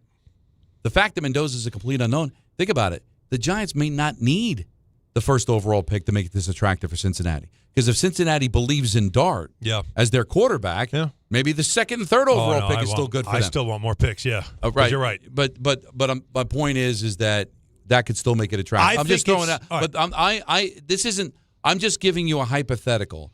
Is if you decide to change regimes, meaning get rid of Shane, and you bring in a new head coach and a new general manager, and that head coach says, I like Jackson Dart, but you know what? So you don't think it's Joe Burrow Mendoza, I think I can do better. Do you not hire him because of Dart? Or do you say, I want to listen to this guy. I'm going to do it. You don't think it's lunacy to say I should think about trading Jackson Dart? Lunacy? I think it's lunacy. Me personally. Okay. I think it's insane. Even for Joe Burrow. That is such a hypothetical. These are all hypotheticals. But that one to me feels like the biggest shot in the dark. I don't do it. What he just said there made it sound like, no, this isn't about Cincinnati. This is about football, which sounds more Andrew Luck than Carson Palmer, right? Yes. So that's why you got to find that out. I'm concerned, and you'd have to do your due diligence. I am not doing this if Burrow's, or even with the Jets. I'm still thinking about retiring. Goodbye. Yeah, I'm all set. I'm not really sure all right, goodbye. And if I hear if I hear I want to play for you, then I'm thinking about doing it. The only reason I bring it up is that because now you're talking about the new regime. You love a coach. Now you're not going to get that coach because of this. Maybe that coach says, you know what, if you're not going to do what I want you to do at quarterback, I'm going to go someplace else. So now not only are you losing out on getting your coach, you're losing out on maybe even improving at the quarterback position. I personally won't do it. I'd like to see what Jackson Dart's going to become. He's affordable. Burrow's had his injuries. I probably don't do it. The reason I'm bringing it up is, what if it comes at the expense of the coach or general manager you want? Mm-hmm. Now, I don't think that would happen either because I think McCarthy's on record saying he loves Dart. Yeah. But that was before our little reindeer games with Burrow. Yes. I'm just saying if you want to throw the Giants in the hopper. No, the adding just one last thing to add to it, all right? I'm going to throw this in the pot as well. Let's say Mendoza goes on to win the national championship. Indiana goes on a storybook run. He just won the Heisman. Yeah. Now they go on a story. They upset Ohio State. They're the number one seed. They're the number one team. Well, Indiana Hoosiers, not basketball, football, number one team in the country. He's the Heisman winner. And they go on a run, national champion. And he looks like, he's just an absolute stud. Everybody's watching now. And he's a stud. Big moments, just looks great. The Giants have the number one pick. Then it'll be like the Josh Rosen. Although Josh Rosen showed you nothing in Arizona. Yeah. And they also changed the coach.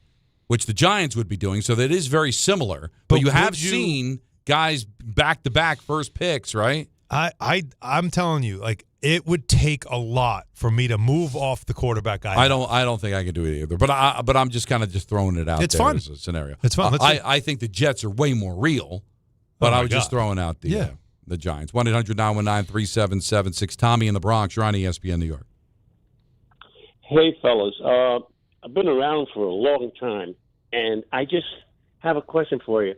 When I was a kid, way back when, in the 60s, the Jets had a situation, Don, of exactly what you brought up. They had Hewitt, and then came Joe Willie. You had a choice of two guys. My God, what do you guys think of that? History repeating itself? Why can't you go after that? I don't think, because what you're doing is you're doubling down at the quarterback position and you're wasting a very, very valuable pick because they both can't play for you, right? Now, you could turn around and maybe trade Dart for something. That could get ugly. But they need so many other things, Tommy. If they were a quarterback away, all right, you're doubling your chances of getting that quarterback. They need another wide receiver to complement Neighbors. You heard Allen say they have no linebackers. They have no secondary. All right? You just can't afford to do that because you end up wasting a pick. Now, if you tell me Mendoza turns out to be man and I can trade Dart, but it's still air, it's still draft picks, and it still won't be till the following year, I don't know if you would do that. When the Cardinals did it, Josh Rosen wasn't that great. Mm-hmm. Well, Kingsbury came in and said, "Listen, Kyler Murray's," and it ended up being, everybody was wrong. Now they still don't have a quarterback. For the moment, it was smart, and Murray had moments. But I don't see the Giants doing that. I don't think they will. I don't think they should. James in Princeton, you're on ESPN New York. So I wanted to tag along with your points that you guys had currently. What if Giants do end with the first overall pick? And like you said, a new regime comes in and they want Mendoza. What about the Jets trading a first or a second for Dart? And now that you have all these picks, Giants are probably going to want a second this year so they can build with Mendoza. Trade a second or a first to get Dart, and then if Jets wanted to, if they keep that first round pick this year, they could take one of the other top quarterbacks this year, have a competition. You would also be doubling down on the quarterback position, which Jets have struggled with over the years. So you're kind of bolstering the quarterback position a little bit. And then in the future, with the rest of the draft picks, now that the offense would be set, if you had a quarterback, a running back, these receivers pan out, the line pans out, use all these other draft picks for your defense. Well, the only way you do it, James, is if the new regime just loves Mendoza. Because if they love Mendoza, you got to do it, right? No matter what's there. If you love him. Do you really, John Mara, really okays trading Jackson Dart to the Jets? I mean, this is the Hatfields and the McCoys, man. But if the offer is great, you're going to play. Well, you're paying a tax. If you're the Jets, you're paying a tax. Probably. Like, I always get mad at the whole, that's a Yankees can't make a deal. Well, what if it's the right deal? Now, I've watched him play enough to know he's pretty accurate. I think he can run that Ben Johnson system. Like, he in golf, like the way, like I think he could do it. Like, it could be really interesting. Him with a healthy Breece Hall, Garrett Wilson back. Like, I don't know if Giants fans really know what they have. Because you're seeing it with a lot of crap around it. A lot of crap around it. It hasn't resulted in wins. And I think they're a little scared off by the injury. Of course. Which I don't blame them. No. Now, yesterday, that was a joke. He went into the tent. Yeah. But he has gone into the tent 4 previous times. Not all for concussions, but he missed 2 games because of a concussion. So and that's it is a little scary. This is interesting. See, now this is interesting because you're going to have a scenario where the Giants could have the number 1 pick. The Jets might want the number 1 pick, or the Giants might want another quarterback instead because they're buying into the narrative on their quarterback, or they know something about him, which leaves their quarterback now available. I'm in on this. I love these stories. This is fun. It's a lot more fun than watching them play, I'll tell you that. Yeah. Let's go to Dave in the car. You're on ESPN New York. What's up, Dave? Hey, thanks for taking the call. Always. Dart, to me, is completely off the table for anybody in the league. I wouldn't even be thinking about that. That's ridiculous. Well, I can understand the only reason I'm calling is because something that's not going to happen. I'm not going to tank, and I'm not going to try and lose the game. But if the Giants should have the number 1 pick they are in the driver's seat. You're going to have 5 to 6 teams call up. You're going to have the Browns call up. You could ask for anybody you want, from the Colts, from the Browns, from the Jets, for anybody. And you can name it, Myles Garrett. You could, and if they say no, you hang up the phone. Go to the next team. Mm-hmm. That's all you have to do. I just want this girl Tessa is out of her mind. What's the difference between winning 3 games and winning 2 games? Who cares? I want the one pick so we can get 2 great players. Say the Colts call up. I don't know who's on the Colts. I don't follow the Colts. Give me your best offensive lineman, your all-pro offensive lineman, your all-pro defensive lineman. I'll take those 2 guys. You don't like it? Hang up, bang. I'll tell you what, Dave, you're never going to get a deal done. Then all you're playing. I'm talking to you like that. I wouldn't talk to you. Well, no. What I mean is that like those are really high demands, and it's like most teams are probably going to. The number 1 pick is not Trevor Lawrence, not Peyton Manning. That's the Manning. problem. See, that's the problem. I don't know if everyone is clamoring 6 teams to send everything over for this kid. Now, maybe there are. We'll see, because I'm telling you, we've had this conversation a billion times. The movement starts after the season, all right? What does he do at the Combine? What does he do on his pro day? What's going to happen between now and the draft? We saw guys like Baker Mayfield come out of nowhere, climb up the standings. Nobody was on Daniel Jones' radar at all, and then he goes 6th overall. Mm-hmm. We don't know. And it could also work. Maybe somebody we're not talking about all of a sudden climbs up. But right now, I'm not getting the sense that all these teams are desperate for Mendoza. He is going to be the 1st overall pick almost by default. A lot of these other quarterbacks might not even come out. Now, he's in Indiana, might win the national championship. God forbid he might get hurt. Or he might throw for 6 touchdowns in the championship game, and everybody's going to want him. Right now, I'm not sure you're going to get the haul that you think you're going to get because you have the 1st overall pick. This is not Trevor Lawrence. This is not Peyton Manning coming out, where everybody and their mother wanted that guy. I don't feel like that's the case. Is Cleveland really giving up assets when they know they're stuck with Deshaun Watson? He's going to play next year. No. Then you got all right, think about it. Cleveland messed with their situation with their quarterbacks already, okay? Oh, yeah. The Jets, that's still a very awkward deal to make because not only you living in the same town, you're living in the same building with them. Yep. Can that happen? Some of the other teams, who needs a quarterback? Is Vegas going to do that? What does Vegas have? Can they do that? You say you're sitting in the driver's seat. He made it sound like there's going to be 20 teams calling you. He said 6 teams will be calling you. I don't know. Colts. I don't know. Like, I can understand the Colts wanting to be in on it. The Colts don't have any picks. The what Saints are they may not offer be. you? Saints may not be. Look at the way that they've played with their quarterback. Like you don't know what's going to happen. Let's wait and see. But I'm with you. I'd rather have the 1st pick than not. And at this stage, with everybody, in my opinion, being gone, you're right. I don't condone tanking. I don't care at this point. I just don't want to see Jackson Dart be damaged. So if you can guarantee me in these games remaining against Minnesota, against the Raiders, Cowboys, that Jackson Dart is healthy, throws for 4 touchdowns and 400 yards in every game, and they lose, great. Okay. Jackson Dart didn't seem too damaged by the play around him, and you lose the game. But if I got a chance to make this kid better by throwing a game-winning touchdown pass, or like Eli changing the play against the Cowboys and winning the game, I'll take that. You want a moment but like I that. do see what you're talking about. I think you had those moments already, though. You had that win against the Eagles. There was a couple of games early on. Yeah, but when they were still like they weren't dysfunctional. I want more. Where he looked like this is the goods. This guy's the goods, and then of course. I think it's just too crazy around him right now. And no, I think he's still playing well. Oh no, I agree, but I just think a lot of this losing does it. get to you, and I don't want to see it damage the kid because I do think he's got an amazing future. Yeah. Tony in Queens, you're on ESPN New York. Good afternoon, gentlemen. I agree with Alan. Alan, when you said that this is lunacy that we discussed in this, I agree with you, Don, as well. Nobody's claiming for Mendoza. Like Mel Kiper said, this is a weak quarterback class. I haven't seen anything that tells me that this guy is going to be a stud. But I want to talk about the Joe Burrow thing. He hasn't won anything. He's hurt all the time. Look at his injury report, ACL. You're right about the injuries, Tony. You're right about the injuries. But what quarterback, you can't quarterback isn't damaged? He's won nothing when he's the only quarterback to go into Kansas City in a playoff game and beat the Chiefs and go to a Super Bowl. All right? Josh Allen hasn't been able to do that yet. Lamar Jackson hasn't been able to do that yet.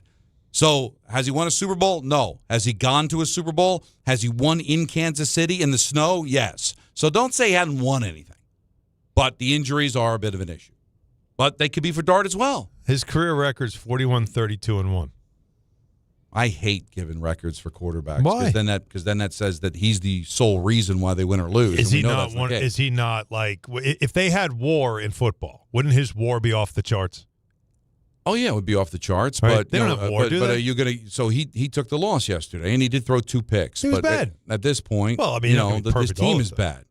Oh no, I'm just saying that when a pitcher, even pitchers that have wins and losses, the analytics tell you it's Fugazi.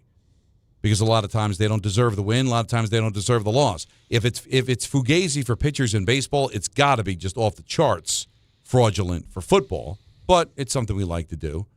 I don't love it. Let's get one more in before we got the binge. What has he won? I always say that. He won a lot of games. When he plays, he wins most of his games. Gil in Brooklyn, you're on ESPN New York. Hey, Gil. Hey, what's up, guys? What do you got, baby? I'm not loving the line. Go. So let's go to Tom in North Carolina. You're on ESPN New York. What's up, Tom? Hey, Don and Alan. How you doing today? Good. What's up? I don't mean to rain on this giant parade, but I am a lifelong, unfortunate Raider fan. But I am old enough to have seen the 3 Super Bowls, so I go back that far. The Raiders are a terrible team this year, and to think that they are going to beat the Giants, I think is a long shot. I mean, the Giants seem to compete in all of these games. They have Jackson Dart. The Raiders are a complete no-show. They basically quit on their season yesterday, losing 31-0. You're right. Yeah. I mean, that's probably the biggest reindeer game of all, Tom, is that the Giants would have the first overall pick. So are you good with your coach being one and done?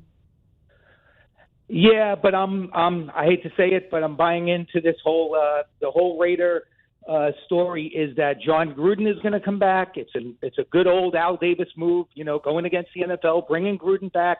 And I heard that Derek Carr is going to be the QB coach, and they are going to bring up Mendoza the right way. Oh, wow. Well, you listen. That's the rumor in Raiderville. We're going way back. So we're bringing everybody back. No, yeah. Is there anything for Jim Plunkett and Casper and is there? They're going to bring. They're going to legalize Stickum too. Get that whole thing going. I love the Raiders. My father hated the Raiders. Like, he hated the Jets. He hated because he hated everything AFL and listen. Al Davis wasn't the most likable cat. No. But the vibe of New that York team guy, is though. pretty cool, though. Always liked that about Brooklyn, right? Hmm? Very, very interesting team. Their history. Yes. They got the and they had the NFL song. The dun dun dun dun dun dun dun dun dun dun. Was that the Autumn Wind? Is for they NFL films had a song for the Raiders. The lyrics to that are even awesome. There's something kind of really cool about the Raiders. The autumn wind is a Raider. Find that, Jacob. Get on it. I don't see you moving. Wow. Should have been already on it. There you go. So there it is. The autumn wind is a pirate. So good.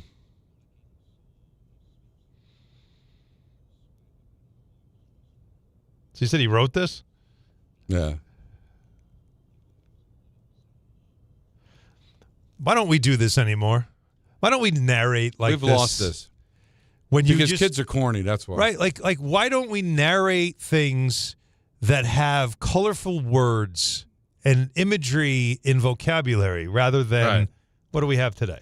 And then it all just comes. The autumn wind is a Raider.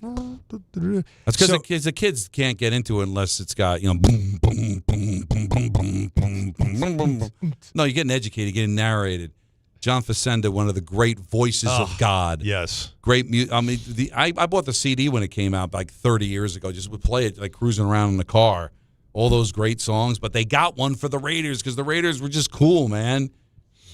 The Raiders are like Motorhead. It is. Right? Like, Wait a minute. Like the band Motorhead. Like Motorhead? Yeah, like they just took it to another level. Like Motorhead whatever you know the history or not, they got all these nice bands and they're all polished. Even the death metal ones all have the formula. All right. But then Motorhead just came in, and Lemmy's voice wasn't that great, and the guitar play wasn't great, but they were just so powerful, and they just walk in and just the best line was like Lemmy says, "We're the band that if we move in next door to you, your lawn will die."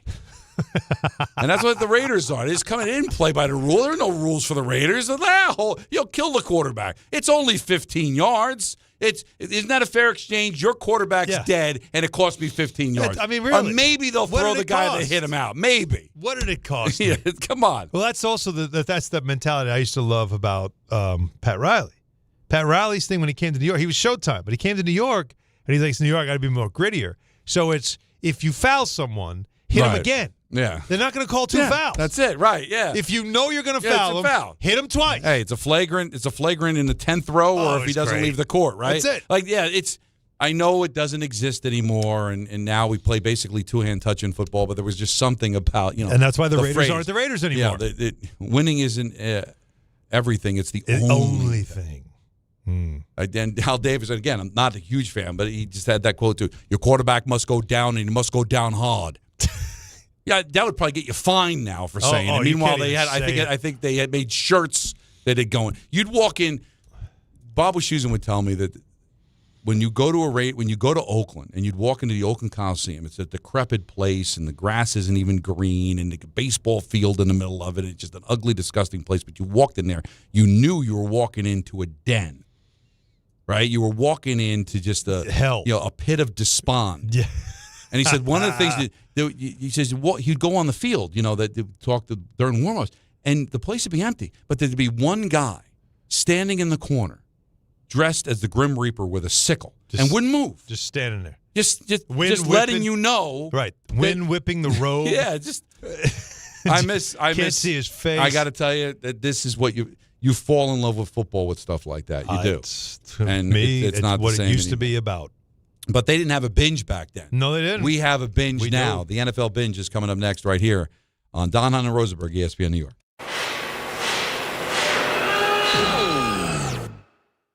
When equipment breaks down and operations come to a halt, every single second counts. So why is your maintenance team spending 60% of their time doing anything but turning wrenches? MaintainX is the AI-powered maintenance and asset management system that helps your team get back to actually fixing breakdowns. No more searching for manuals. No more hunting down parts. No more drowning in paperwork. With MaintainX, your team can access manuals from anywhere, create new procedures in minutes, and turn voice notes into clear and complete work order feedback. What used to take hours now only takes minutes. Keep your operations moving, not your paperwork. Join over 11,000 maintenance teams that are already fixing more and filing less. Try MaintainX for free today. Go to maintainx.com/AI. That's maintain and the letter x.com/AI. There are a lot of reasons why people buy at Ramsey Mazda. It's their selection, it's their customer service, and it's their savings during the More to Move You event. Lease a new Mazda 2025 CX-50 2.5S Select with all-wheel drive for $199 for 36 months. Start shopping now at RamseyMazda.com. Choose wisely. Choose Ramsey Mazda. Call 833-853-2970 for lease details. VIN SN385912. MSRP $32,795. Zero security deposit, ends 1/2/26. If you've been injured on a construction site, then you need a lawyer who knows New York's unique labor laws. At the Parisman Firm, they have decades of experience handling construction accident cases and a proven track record of delivering huge results. Their team has already recovered nearly $1 billion for hardworking New Yorkers. From scaffold accidents to slip and falls and equipment failures, they've got your back. Call the Parisman Firm now at 718-WORKERS. That's right, 718-WORKERS, because your case is their cause. Get the justice you deserve today. New York Presbyterian treats more heart patients than any other hospital in New York. From common to complex conditions, our cardiologists and heart surgeons are pioneers in advanced heart care, leading the way in minimally invasive treatments for faster recovery times. Find a doctor at nyp.org/heart. Stay amazing. New York Presbyterian. New York Presbyterian Hospital based on U.S. News and World Report 2025 to 2026 cardiology, heart, and vascular surgery rankings. We all hear the radio ads about the IRS. They tell you to be afraid, to be scared, and they try to frighten you into calling. I'm not here to do that. Tax Relief Advocates is different. TRA is here to tell you that if you owe money to the IRS, whether it's $5,000, $50,000, or $500,000, we have a solution. It doesn't matter if you're sitting in your car, at work, or with your kids. No matter where you are, call now. 800-575-6759. Don't lose hope. TRA can eliminate or reduce what you owe to the IRS. Generous programs are now available that can give you a fresh start. Our passion is taxes and helping individuals fix their IRS problems. We have over 1,000 5-star reviews on Google and an A+ with the Better Business Bureau. You don't need to be afraid of the IRS any longer. End your tax nightmare today by visiting us online at TRA.com or call 800-575-6759. That's 800-575-6759. Tax Relief Advocates. Real solutions for real people. Now let's take a look at the traffic with Janelle Crispin. Thanks, guys. We have a slow ride on the east side. Harlem River Drive northbound, pretty heavy, 135th up to the GW Bridge. Then the Major Deegan northbound Yankee Stadium up to 179th. That's extra slow. Cross Bronx loaded up the GW Bridge out to Webster Avenue. And then White Plains Road out to the outbound GW Bridge is extra slow. Inbound the GW Bridge, no traffic troubles there. Pretty quiet at the Lincoln Tunnel. Holland Tunnel outbound delays running about 10 to 15. And the Turnpike Westward Spur northbound to 16W, overturned vehicle blocking the left lane. This report sponsored by Unbound.org. Right now, there are young people across the world facing a tough choice, continuing their dream of education or drop out to help their family put food on the table. You can help. See how far your support can go at Unbound.org. I'm Janelle Crispin for 880 ESPN, New York. Getting more as a MyLowe's Pro Rewards member is easier than ever with the Lowe's app. Download it today and earn 500 points the first time you log in. Plus, your digital wallet helps you scan, save, earn, and access what you need to manage it all in one place. Download the Lowe's app and take advantage of your Pro benefits today. Lowe's, we help, you save. Valid 12/1/25 through 1/7/26. Offer valid for first login per organization only. Loyalty program subject to terms and conditions. Additional restrictions apply. Visit Lowe's.com/terms for more details. Subject to change. Hey, I'm Mike Slater. My dad passed away at the age of 63. It's out of nowhere. Had a stroke. Super hard, obviously, for the whole family, but my dad had life insurance. This is why I have life insurance for my family, for my wife and 4 kids. And the best place to get life insurance is ethos.com because you can do it in 10 minutes. And there's no medical exam and no blood test, just a few health questions. Get life insurance in 10 minutes so your family is protected. Ethos, ETHOS, ethos.com/play. This is... We're going to rub football all over ourselves today. I did consume a lot of football back in the day, pre-kids, in my underwear. The NFL Binge. You watching every game, baby? Are you watching? And the NFL Binge is driven by Ramsey Mazda, and today, also by Anthony Pusick. Oh, thank you, Don. How's everybody doing? Good. Nice weekend. Not for the football teams, but it was fun to watch in general. I had a good weekend. I lost my voice. So we're talking about made it through Friday's show, had a great dinner with you guys at Borelli's. Saturday woke up, nothing. Yeah, that was it, huh? Took me half the day to get it back. Well, you did a good job. I mean, you didn't have a game, right? No, I haven't had a game in forever. You fought through it. You made it through. Yeah. And now we're here for the NFL Binge. I have 5 games on the docket here, guys. 5. Okay. 5 of the games that were in action yesterday.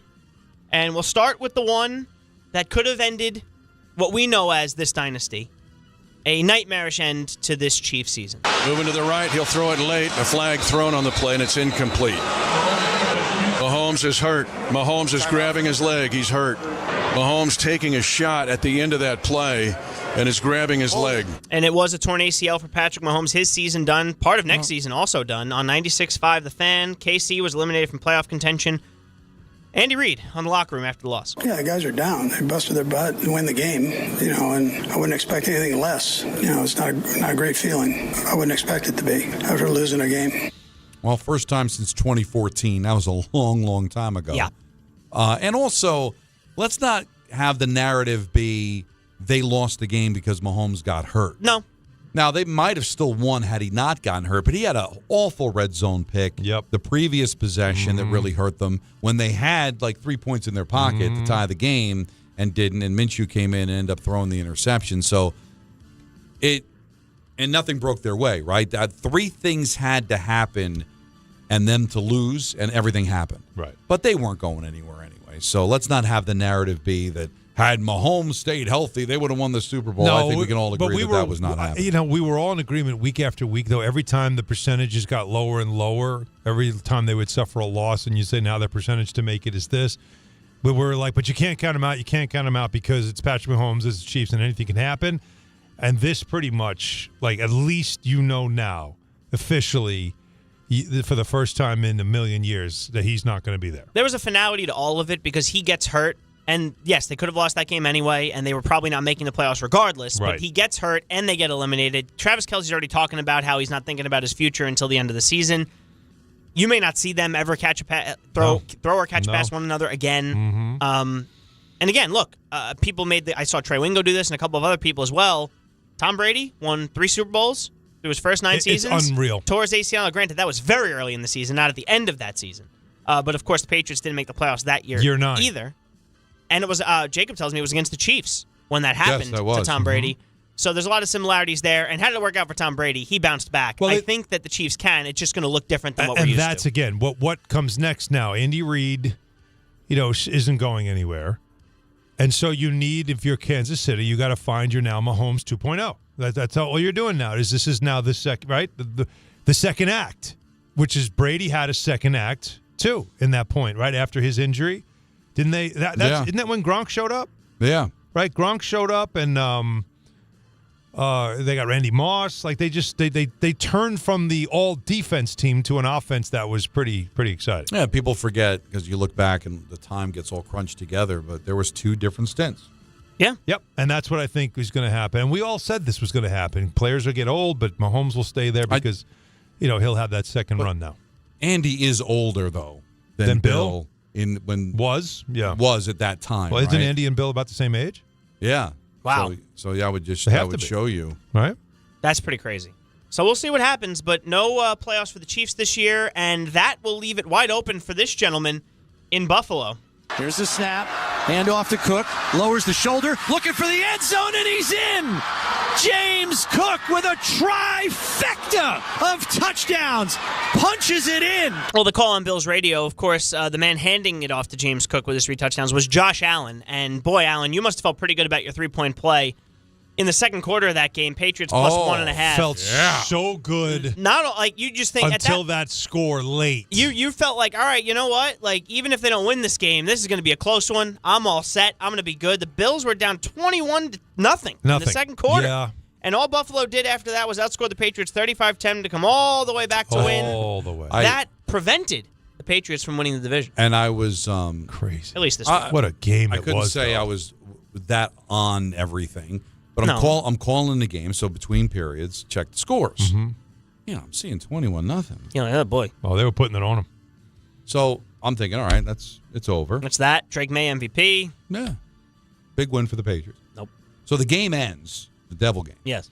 So I go to use the facilities, and a I don't know 6 or 7 year old kid's coming out of the bathroom. Says to his dad, "It was 21-0. Now it's 24-21." I'm like, he's got to be talking. So I run to the phone like, oh, my God. Yep. What happened? A lot of. Then I listened to a little driving home to Josh the game. Allen happened. He's the MVP. But they did. But here's the thing about the Bills, all right? They come back, but they give the lead back. But then they come back and take the lead again. Like that could have been a gut punch, right? They come all the way back, and they give up the long touchdown run. They gave up 250 yards on the ground, guys.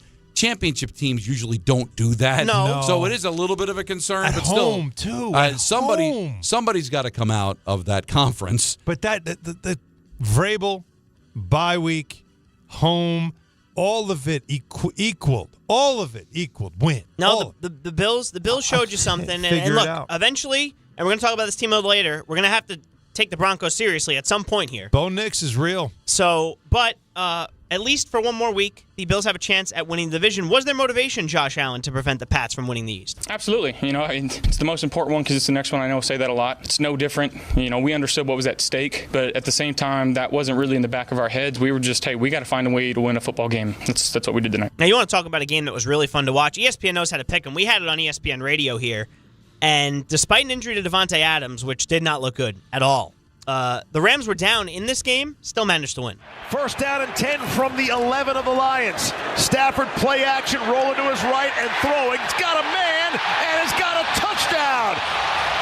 It's Colby Parkinson, his second touchdown of the game, and that might have put this one out of reach by the LA Rams. Steve Levy, ESPN Radio. LA beat Detroit 41-34 after trailing 24-14 late in the second quarter. Weren't we supposed to get Carlin this weekend? Carlin was on the Chicago game.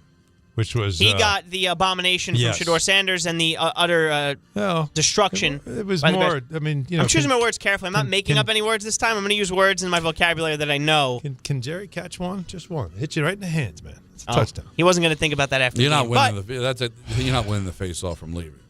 No, LA's largest win. Steve Levy got, probably 70 and sunny?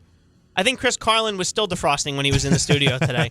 Not that this weather was helping him at all, but he was probably thinking it was a nice balmy 7 today in New York as opposed to whatever he was dealing with in Chicago. That was a cold game. But back to that game, though. Again, Rams, it's good to see that Nakua is okay. And Adams does not look okay. Adams, though, he's been so good. And that's a problem for that team. Yes. I know Colby Parkinson had 2 touchdowns in that game as a tight end, and that's great. Matthew Stafford can make it work, and it seems like the Corum-Williams tandem that they've got going is going to work for them in the playoffs running the football. But the other question on the other side of the ball is, what are the Detroit Lions? I don't know. Dead. You know what I mean? Defense isn't good. It's what has happened. That's there. not good.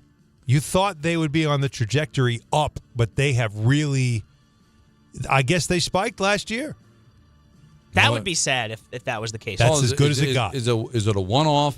Because, again, they're 8-6, so what are their odds at this point? They got to be pretty poor. For the playoffs, I have to look. I mean, they did catch the break with the Packers losing, but I think they're in the hunt. Looking at it last night, I believe they're still in the. I don't when that game was over, I believe they're in the hunt. I don't think they're in the playoff picture right now. Mm-hmm. I remember looking at the odds. I could just look at the odds now. Probably, they're going to need help if I'm not mistaken. It's got to be under 50% at this point, I'm sure. But not good considering that loss to Washington last year. They're 8th right now, behind Green Bay, who's 9-4-1. You're way ahead of me. This is so slow. Uh-huh. Who uses this computer? Bart? Nobody. You are the only person that uses that computer. Bart sits here. Peter sits here. It's all my fault. I'm not saying it's your fault. I'm just saying that computer is lonely and it misses you. Now we can talk about them. Well, we'll give you the odds. I'm sorry, just one quick second. Let's take a look at those odds. Yeah, the Lions are right on the outside here. Yeah, the Lions are right now 41%. 41%, which is not nothing, but it's not great. It's better than, think about it, Carolina, which at one second seemed to be in control of its destiny. They are now at 23%. And very quietly, the Saints team is putting together a couple of nice defensive play. I mean, Shuck was playing. I believe that he wasn't on the field for the last drive. I think it was Rattler. But the Saints are how do you blow that game? I don't know. Panthers? I mean, you got a clear-cut ride to win that division. Unreal. I know you got 2 games left with Tampa, but Tampa's got no kick coming either. Home losses to the Saints and the Falcons. Nobody wants the South. Nobody wants the South. Well, somebody wanted the AFC West this year. It was the Denver Broncos. Broncos ahead 27-26. Knicks tosses right side. Harvey makes a cut into the goal line. Touchdown, Denver. 8:50 KOA. Denver defeated the Packers 34-26. They leaped the Patriots for sole possession for the AFC 1 seed. They also clinched a playoff spot. Big loss for the Packers now. We talk about a team that we thought could make a deep run. Micah Parsons, ACL tear. He is done for the year. That was a non-contact injury, too. It's not just took a bad step, and you just saw the knee buckle. Yeah. That's tough. Broncos 12-2. 12-2. Sean Payton. Could have lost to the Giants. Yeah. Could have lost to the Cowboys, maybe. How many straight wins again now? Might be 11 now. Yeah, they got to be. Yeah, they're on a toot, as one would say. Do you believe, regardless of record and all that other stuff, do you believe that they're on an 11-game win streak? Do you believe they are the best team in the AFC? I know everyone's going to say no, but you know what? Go on the defense wins championships, but what's your hang up? 7-0 at home. They don't lose at home. What's your hang up about them? If there's something that makes you Bo Nix. Right. Inconsistency. And you know what? If you watched him last night, he looked great last night. He did not look like he was. He looked like he had clear vision. Right, well, there was nothing concerning at all watching him play. No, I think he's fine. Full command. They will have some tests. They have the Jaguars at home next week. They go to the Chiefs without Patrick Mahomes. That's a different animal. And they finish at home against the Chargers. All right. So that'd be you're gonna, fantastic. That's not nothing. No cupcakes to go in. Coming in, and if they can get that game in Denver, where you said they're undefeated, but if they're going up against Josh Allen, and it's Josh Allen versus Bo Nix. Who do you have, a quarterback? You're taking Josh Allen. Even though their defense can be stifling, Allen does find a way sometimes, but never against Kansas City because the quarterback across the field was always slightly better. That won't be the case against Denver. No offense to Bo Nix. He's not Josh Allen. All due respect. Feel like if there's ever a time for Josh Allen, isn't this it? It feels like Isn't this it? It would have to be. Man, when he puts the cape on, is there anybody better in the league right now? He'd be the best quarterback of the group that are in the playoffs right now for the AFC without question. And you have to feel good about that. Yeah. Sunday Night Football, the Cowboys' slim chances at the playoffs, they got smaller. McCarthy with an empty backfield puts Hawkinson in motion, first and goal. JJ looking right, throwing right, caught. Touchdown! Jalen Naylor with a 2-touchdown game, and the Minnesota Vikings have taken a 30-23 lead. I believe this is Don LaGreca's doppelganger, Paul Allen, on the Vikings radio network. You should look it up, Allen, if you haven't seen what Paul Allen looks like. Disturbing. It's pretty amazing. Disturbing for him. If you told me that Don had a brother, which he does, I would think it's Paul Allen and not Dave. Yeah, if I said I got a brother who lives in Minnesota and you saw this, you'd be like, all right. You'd be like, I see it. Oh, wow. It's pretty amazing. It's pretty amazing. Minnesota beats Dallas 34-26 on Sunday Night Football. The Cowboys cannot win the wild card. They could still have an outside chance to win the division, but it would require a complete collapse by the Eagles and the Cowboys winning it. It's way outside. They're literally a 1% chance. And that being said, Jerry, we know the math. Jerry, do you believe your team is underachieved? Yes. We certainly didn't think we'd be here in this kind of shape with 3 games to go, be behind the 8 ball the way we are. It's very disappointing. I'm really, obviously, very disappointed for our fans. I'm disappointed for these players. I didn't expect that. I thought we could come out here and on both sides of the ball. Play them out. That didn't happen. Didn't happen. Here's all you need to know about how you should have known and seen this coming. You ready for points allowed? Mm-hmm. 34 to the Vikings and J.J. McCarthy. Let's just start there, right? 44 to the Lions. 28 to the Chiefs. Amazingly, they held the Eagles at 21. The Raiders suck, so the 16 doesn't matter. 27 to the Cardinals. 44 to the Broncos. 22 to the Commanders. 30 to the Panthers. They gave 22 to the Jets, who can't score at all. 40 to the Packers. 31 to the Bears. 37 to the Giants. Is that good? With Russell Wilson. Dangerous. Like, it'd be good for a college basketball team. Yeah. But I don't think it would be perhaps good for an NFL team. Think about it. 7 of their 15 games. 30 or more points allowed. That's almost half. That's your problem. It's not good. Yeah. So to say, we thought we'd be better. No, you didn't. Well, that's the binge. That is the That's binge. a good binge. And the NFL binge is driven by Ramsey Mazda. It's the experience of driving a new Mazda and buying a new Mazda from Ramsey Mazda. Choose wisely. Choose Ramsey Mazda. Tons of calls to get to. Got to get into the Knicks, and they've got a big game that no one expected them to play in tomorrow. We got to get into. But is it a big game? Don Hahn Rosenberg right here on ESPN New York. Lottery's holiday scratch-off games are the perfect gift for everyone on your list. Like me, your Aunt Jules. I told you I didn't need a gift this year, but I secretly really want one. Or me, your neighbor Frank. I hope you didn't forget I'm coming to your holiday party tonight. Or me. Why does no one ever think of the voiceover guy? Anyway, New York Lottery's holiday scratch-off games have more winners and top prizes up to $5,000. Please play responsibly. Must be 18 plus. Gambling problem? Call 1-877-HOPE-NY or text HOPE-NY. The holidays are here, and Amazon Pickup is your MVP of package pickup. Need that perfect gift like a brand new jersey for the big game? With Amazon Pickup, you can grab your order from secure Amazon lockers or counters near you on your schedule at no extra cost. It's fast, it's easy, and it keeps your holiday surprises tucked safely away. So whether you're running from work or heading to the holiday party, Amazon Pickup makes holiday shopping worry-free. Find your nearest Amazon Pickup location at amazon.com/pickupmvp. That's amazon.com/pickupmvp. This is Rick Brunson, the assistant coach from the New York Knicks. I'll be driving to our games this season in style in my new Jeep Gladiator from Princeton Jeep. My friends at Princeton Jeep gave me all-star treatment, and you can expect the same thing. Just mention I sent you, and they'll treat you like family. Princeton Jeep has tons of inventory and great deals on new vehicles. Visit Princeton Jeep at 1045 State Road in Princeton, New Jersey, or online at PrincetonJeeps.com and tell them Rick Brunson sent you.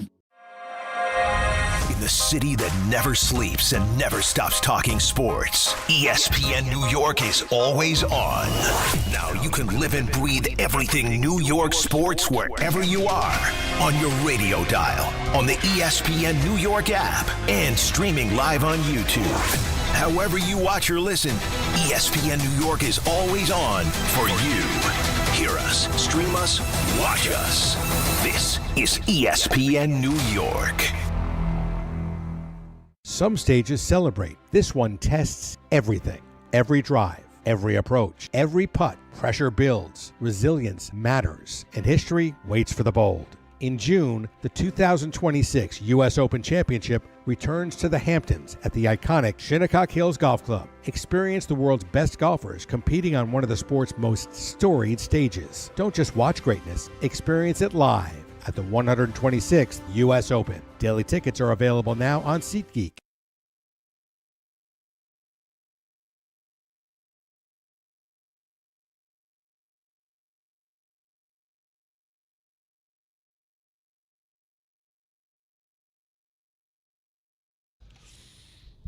All right, we got plenty more to get to with you at 800-919-3776.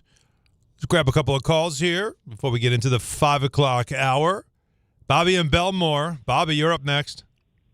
Yeah, hi, guys. Yeah, Brady had a third act with Tampa, and before I get to my point, that's fair. The Jets lost. Yeah, Jets 14-11 to Denver. You forgot that. Your producer forgot that game.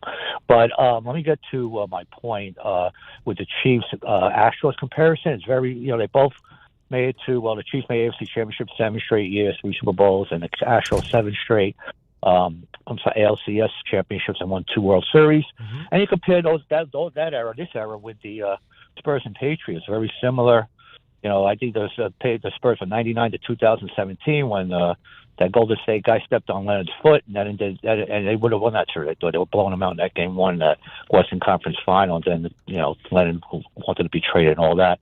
The Pats were from 2001 to 2018, another 17-year run. It's funny how those two teams now are back on the way up. Pats and the Spurs. So Mm-hmm. it's just a fun comparison. And if the dynasty is over, I mean, we'll see. It's not so easy. Building a team a second time, and as far as the second, and I think the previous call is right about Mendoza. The Vegas plays Giants next week, not this week, and they have 75 total yards against the Eagles, so they're tanking it. There's no doubt about it. So they're going to get Mendoza. So all that trade talk, I think, should be obsolete.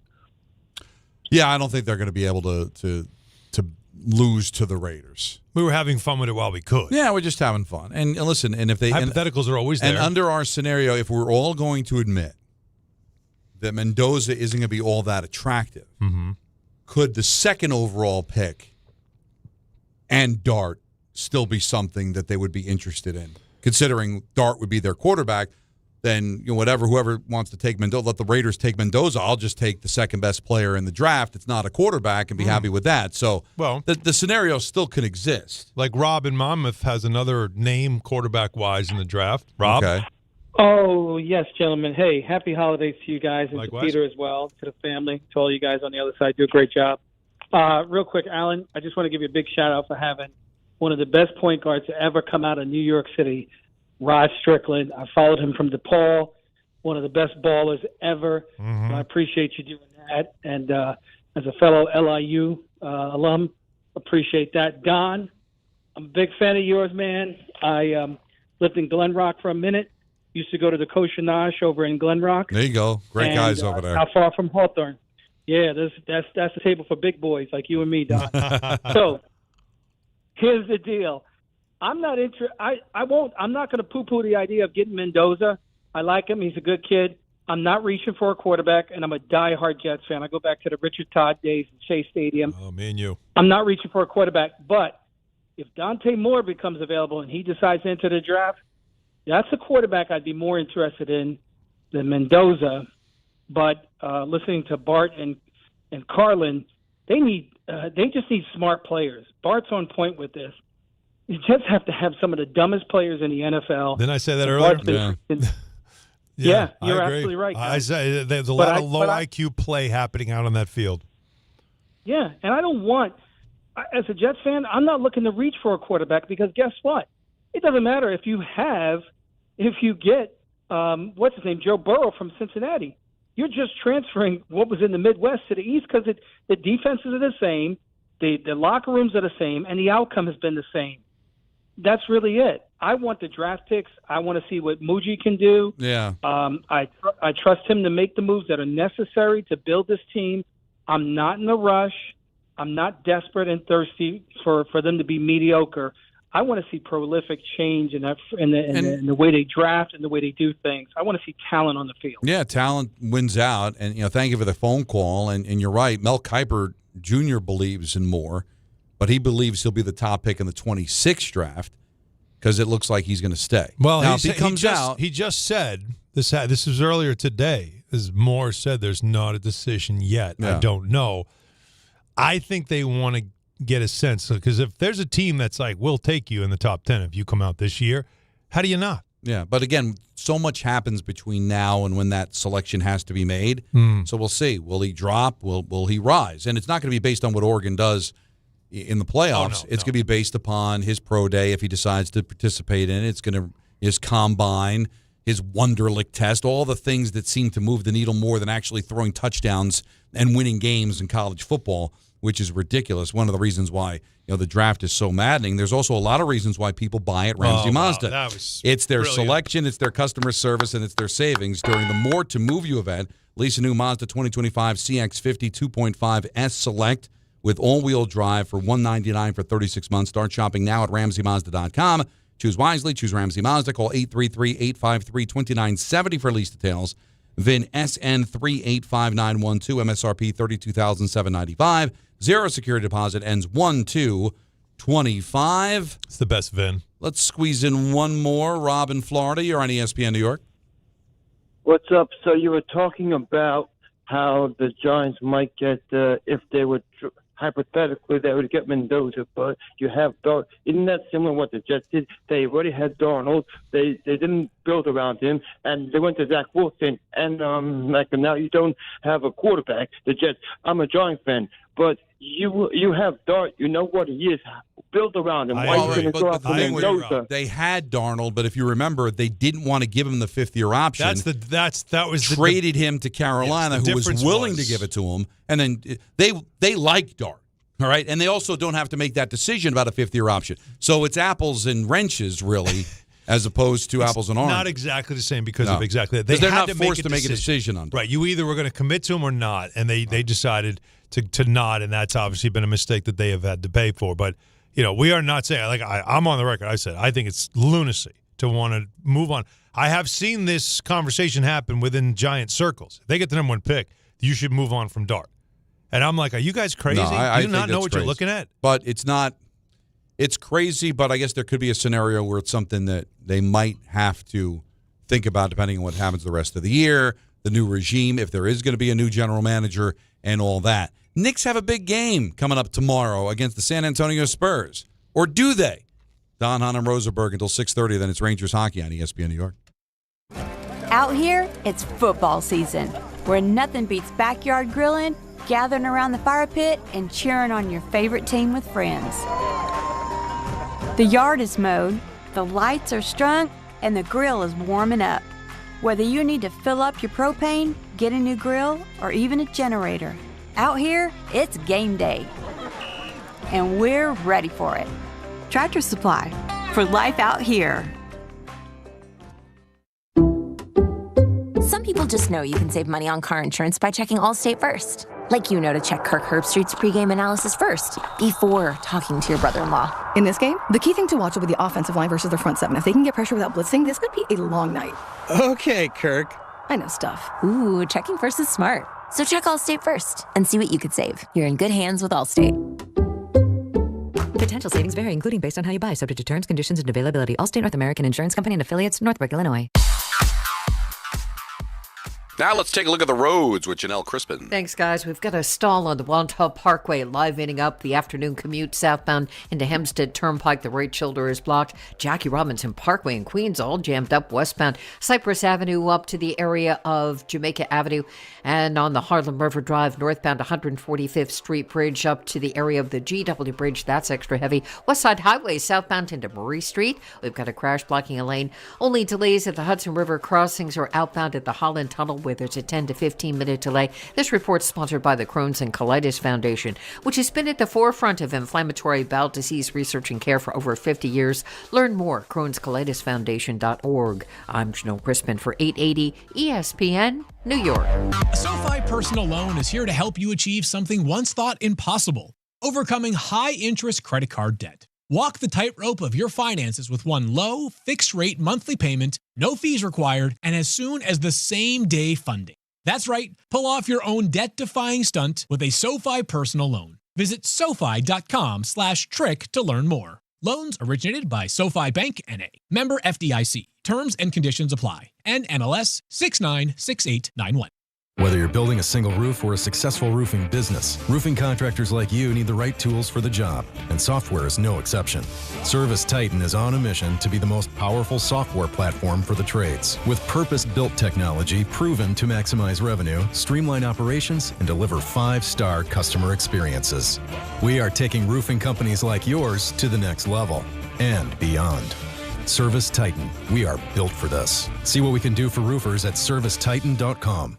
880 ESPN, WHSQ, and WCBS-FM HD2, New York.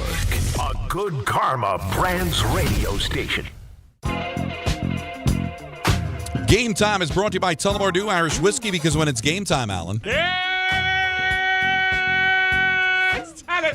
It's Tully time. There's only one game, but it's a big game. Rangers playing host to the Ducks. Coverage immediately following us on 880 at 6:30. No Mika Zibanejad suspended for being late to a meeting. Kreider and Trouba making their return to Madison Square Garden. And this is very rare. I know we've got a condensed schedule because of the Olympics, Alan. Mm-hmm. The Rangers have 5 games this week. The back-to-back thing. They're playing tonight against the Ducks. Tomorrow they're playing against the Canucks. Then they go to St. Louis to take on the Blues, and they've got back-to-back games coming up Saturday and Sunday.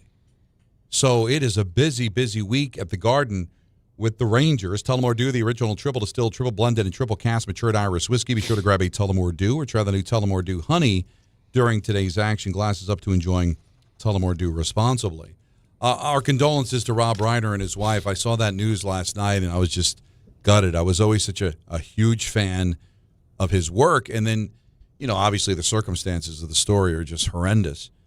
But, so many great movies. This is Spinal Tap, When Harry Met Sally, A Few Good Men. He was great in his acting roles, too. He had a great, the dad in The Wolf of Wall Street, which I thought was an underrated role. And, of course, All in the Family and all the things. And his dad, Carl, lived to his late 90s. Just a tragic, tragic way to die, as it looks like he may have been killed by his own son. But reading the story, that because of the neighborhood and how friendly they were, that the daughter had to go, because I guess she was doing a wellness check and weren't answering the phone. So she went, and the people that consoled her were Billy Crystal and Larry David. Yeah. 2 people that we know very well at this radio station. And I just can't imagine what, especially Billy's going through, because they were really close friends. They basically grew up together. Obviously, he was in Harry Met Sally with, that Rob Reiner directed. He was also did a cameo in This is Spinal Tap, and Billy did one of the great lines where he's a mime. He's talking about mime is money. It was a great line of just what he must be going through. And I remember when the Giants went to their first Super Bowl in 1986, which had been January of 87. Inside the NFL interviewed Rob and Billy because they both grew up huge Giant fans and talking about. And so I remember that connection. So I was always a fan, devastated by the news. But when I saw that, the Billy, who's, he lost his house in the fires last year and then losing such a close friend. So condolences to Billy Crystal as well. Just I know there's no real sports connection, but still, he's somebody that everybody knows, and everybody grew up with in one way, shape, or form. And me being old enough to remember him in All in the Family, I remember him as an actor and as a director and all that. So condolences, just a really, really sad, devastating story. Yeah, it was shocking as it came across, and then even more shocking when you find out like what happened. And all it does is remind you, is people that even live the luxury life and people that live a celebrity life, they're still humans, and human things happen to them. And you know, like it's like when you read some of the details and some of the, like, we still don't know all the details of what happened, but it's just sad. No, it's just like really, it just makes you stop and you just think to yourself about taking care of people around you and making sure they're okay, and you know, those who go through trouble. You know, and then clearly what happened in Australia. What all we bring these things up is to say, you know, Michael used to call it the toy store, and he's so right. So as you figuratively live and die with your teams and where they're going to draft, and who they did or didn't trade for, who they didn't sign, remember there's a lot of other more important things going on in the world, and a lot of things that not every bad day is equal. I'll put it that way. The Jets not making the playoffs for 15 years is like a speck. But it's a little reminder, to, you know, because reality splashes in the face, you know, all the time. This too shall pass, and then the next thing you know, you're living and dying with your teams again. But it is a little reminder that there's a lot going on in the world. Well, that's why that what we do is provide the distraction. Right. That's the whole idea of everything that we do here. We're well aware of it, that we know. We come up with conversations and things to talk about, things that entertain us to try to entertain you. Mm-hmm. And we all understand it. Like, what we do is not the real life stuff. It's to get you that break from real life, because moments like what the stories that happened, Brown University as well, like those are the things that they shake you. They really do. Those are the real life things that we try to distract you from. And also, just because they happen, you know, fast and furious, it feels like that we should be numb to it. Always have an exposed nerve for this stuff. They never get numb to these devastating things. Now back to, as Michael K. used to call it, the toy store. It is. We'll talk a lot about it tomorrow, maybe even break it down tomorrow for the people. But this is such a weird, surreal thing going on with this NBA Cup. Because the great thing about where I'm situated at the Devil games, fans walk right by me because I'm downstairs. We're not up in the press box. We're down in the lower level. We're actually in Section 19, at the top of Section 19, and we saw it at the holiday party. Yep. Knicks fans asking you questions, not about the cup, but what trades they're going to make. Yep. I don't want to say Knicks fans don't care. I think some Knicks fans do care. I looked at social media. Some are very much on board. They take on the Spurs 8:30 on Prime tomorrow. If they win, they will win the third ever NBA Cup. They'll hoist a banner and everything. It is a thing. They'll hold up a trophy that some people Jalen care Brunson about. Is the highest odds for NBA Cup MVP. But there's a lot of people that are in the camp of, I don't care because it's new. I don't really know how to feel about it. It's not that I'm rooting against them, but I just don't care. They got bigger fish to fry. This is not some team that's going to finish under 500 making a miracle run. They have a banner they want to raise at the beginning of next year that's going to matter more than this. Yep. Then you got people like our pinhead Sue John Winthrop that flat out is rooting against them because he feels some embarrassment by winning this thing. And then there's other people that I think don't fully understand it. Like they're probably watching basketball, because I heard from a lot of people over the last 3 years. Why are the courts different? Mm-hmm. Why is this game different? Does this game count in the stand? Like, there are still people that are trying to wrap their mind around this thing, and while they're confused by it, they don't know how to feel about it. Yeah. So they kind of fall in the I don't care camp. So there's probably more people that will take a pass on it than are going to be like sweating bullets tomorrow. So maybe we'll be able to get a feel more tomorrow going into the game how people feel about it, but it is surreal. My barber, Michael, he's Empire Barber in Woodbury. He loves soccer. That's all he watches. He doesn't really watch any American sports. All right, he's Russian, and so he's paying attention because it's the Knicks, and so he does for me. He pays attention. So it's what he said. Same thing. He's like, "What is this? It's this tournament in season?" I said, "Yeah, it's just like that." He goes, "Oh, like soccer?" I'm like, "Yeah." He goes, "Oh, so you steal from soccer?" Like he makes the joke, like, "Yeah, like all the good things you take from us, right?" Yeah.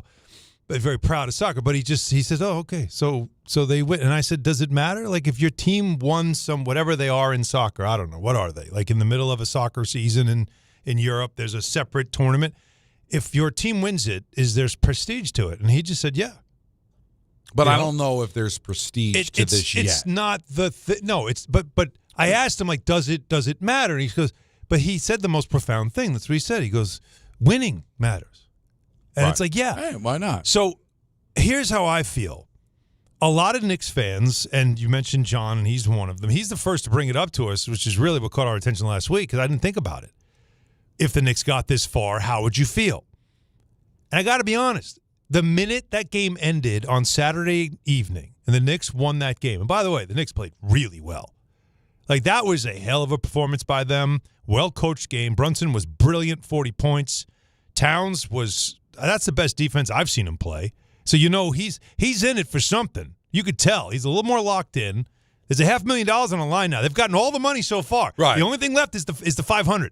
But it is hard for fans to get excited about how much money they're going to make. They had to get something. So, as we put all that together, and I'm saying to myself, I'm getting texts. I'm saying to myself, like okay, they got a chance. They can win this thing. Now I wanted to see Oklahoma City. What do they look like? And then the Spurs with Wemby ended up beating the Thunder. It's only the second loss the Thunder have had.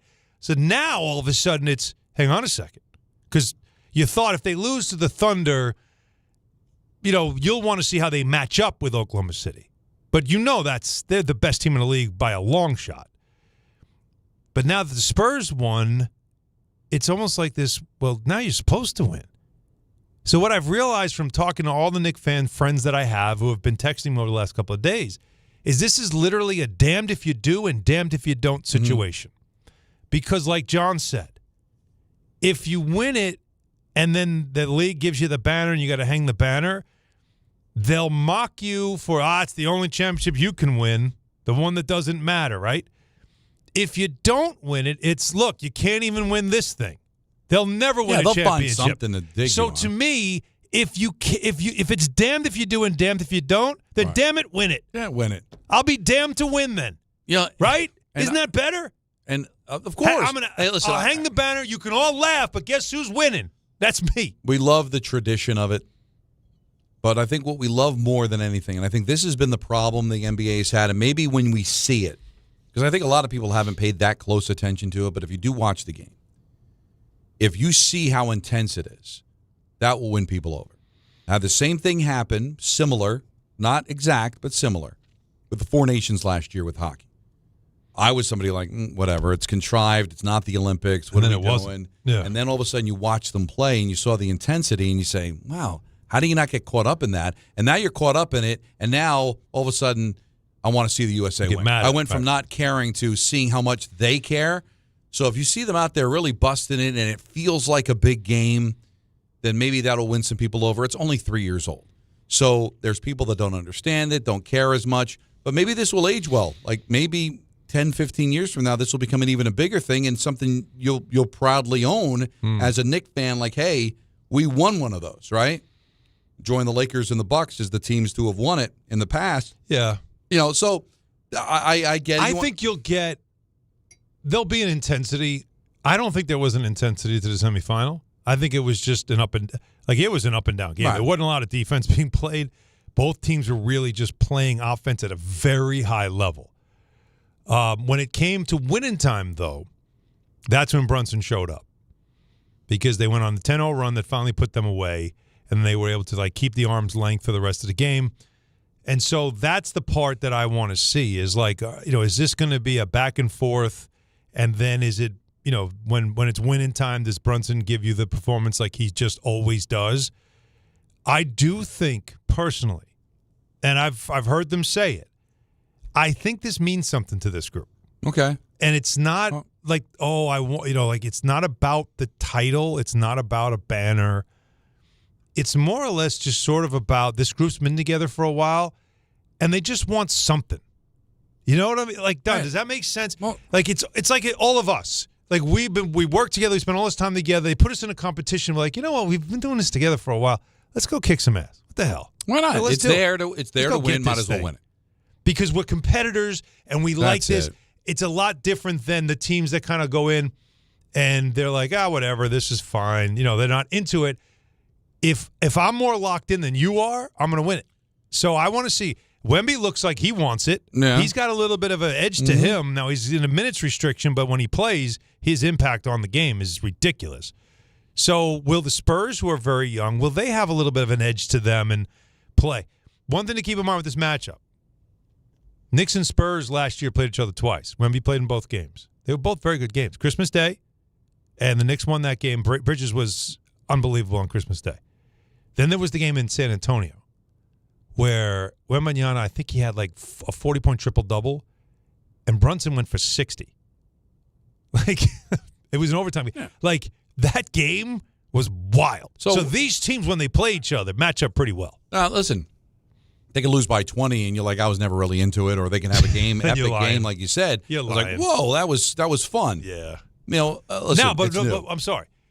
Do you think, as the outside observer, with no Thunder now, is this almost feel now you have to win? It'll look bad. Well, yeah, because lose. I am sure it changed the spread. Like, what's the number on this? I'm sure they would have been a dog against the Thunder. I haven't looked, but I do know that they're favored. They're favored. So yeah, now I think you want to win it. It's not the Thunder.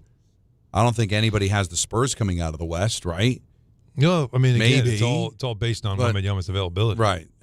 Knicks minus 2.5. So, it's close. It's close. But you like to win it. But, I'd love to get your thoughts on this at 1-800-919-3776. It doesn't matter. Does it matter now to you because the Knicks are in it and you're like, the hell with it. Just win it now. Who cares? This is not a fair comparison. I'm trying to find something. It's equal. All right? Forget soccer. I don't follow soccer, so I don't have a dog in the fight there. All right. But in North American sports, the only thing I can think of its equal, and it's not in the middle of the season like this, it's at the end of the season, is the conference championships in basketball. Like, you used to have those years where North Carolina's playing Duke for the ACC championship. They know they're both going to the dance. They know they're both going to get high seeds. Matter of fact, the loser of the game still might end up having a higher seed than the winner of the game. That's like in football. And they don't care about the ACC championship because they've got bigger fish to fry in a couple of weeks in the dance. Is it similar to where I don't want to win the ACC? I would rather save the win for if we face them in the dance. Like, at least I feel that's at least somewhat comparable. In Nick Saban's time at Alabama, if they were on a run, hadn't lost, they would be okay with losing the conference championship. Not that he wanted to. But get it out of the way. But they knew they were going to be a top seed anyway. Right. Like, they weren't worried about the national championship. It was more or less like, I think, if I'm not mistaken, the years they lost the SEC championship, they won the national championship. I think something like that was a thing back then with those teams. That's kind of a similar one that you could think about, but there really isn't any other comparison because, like, any other sport, like World Baseball Championship, that's not like the Yankees and Mets. It's different, right? So that's separated. Right. It's a different championship. Even Four Nations, you're playing for your country, so there's a little something. But this is the Knicks versus the Spurs. Yeah, it's just they're playing for a different kind of championship. And it's a game that doesn't count, by the way, Don.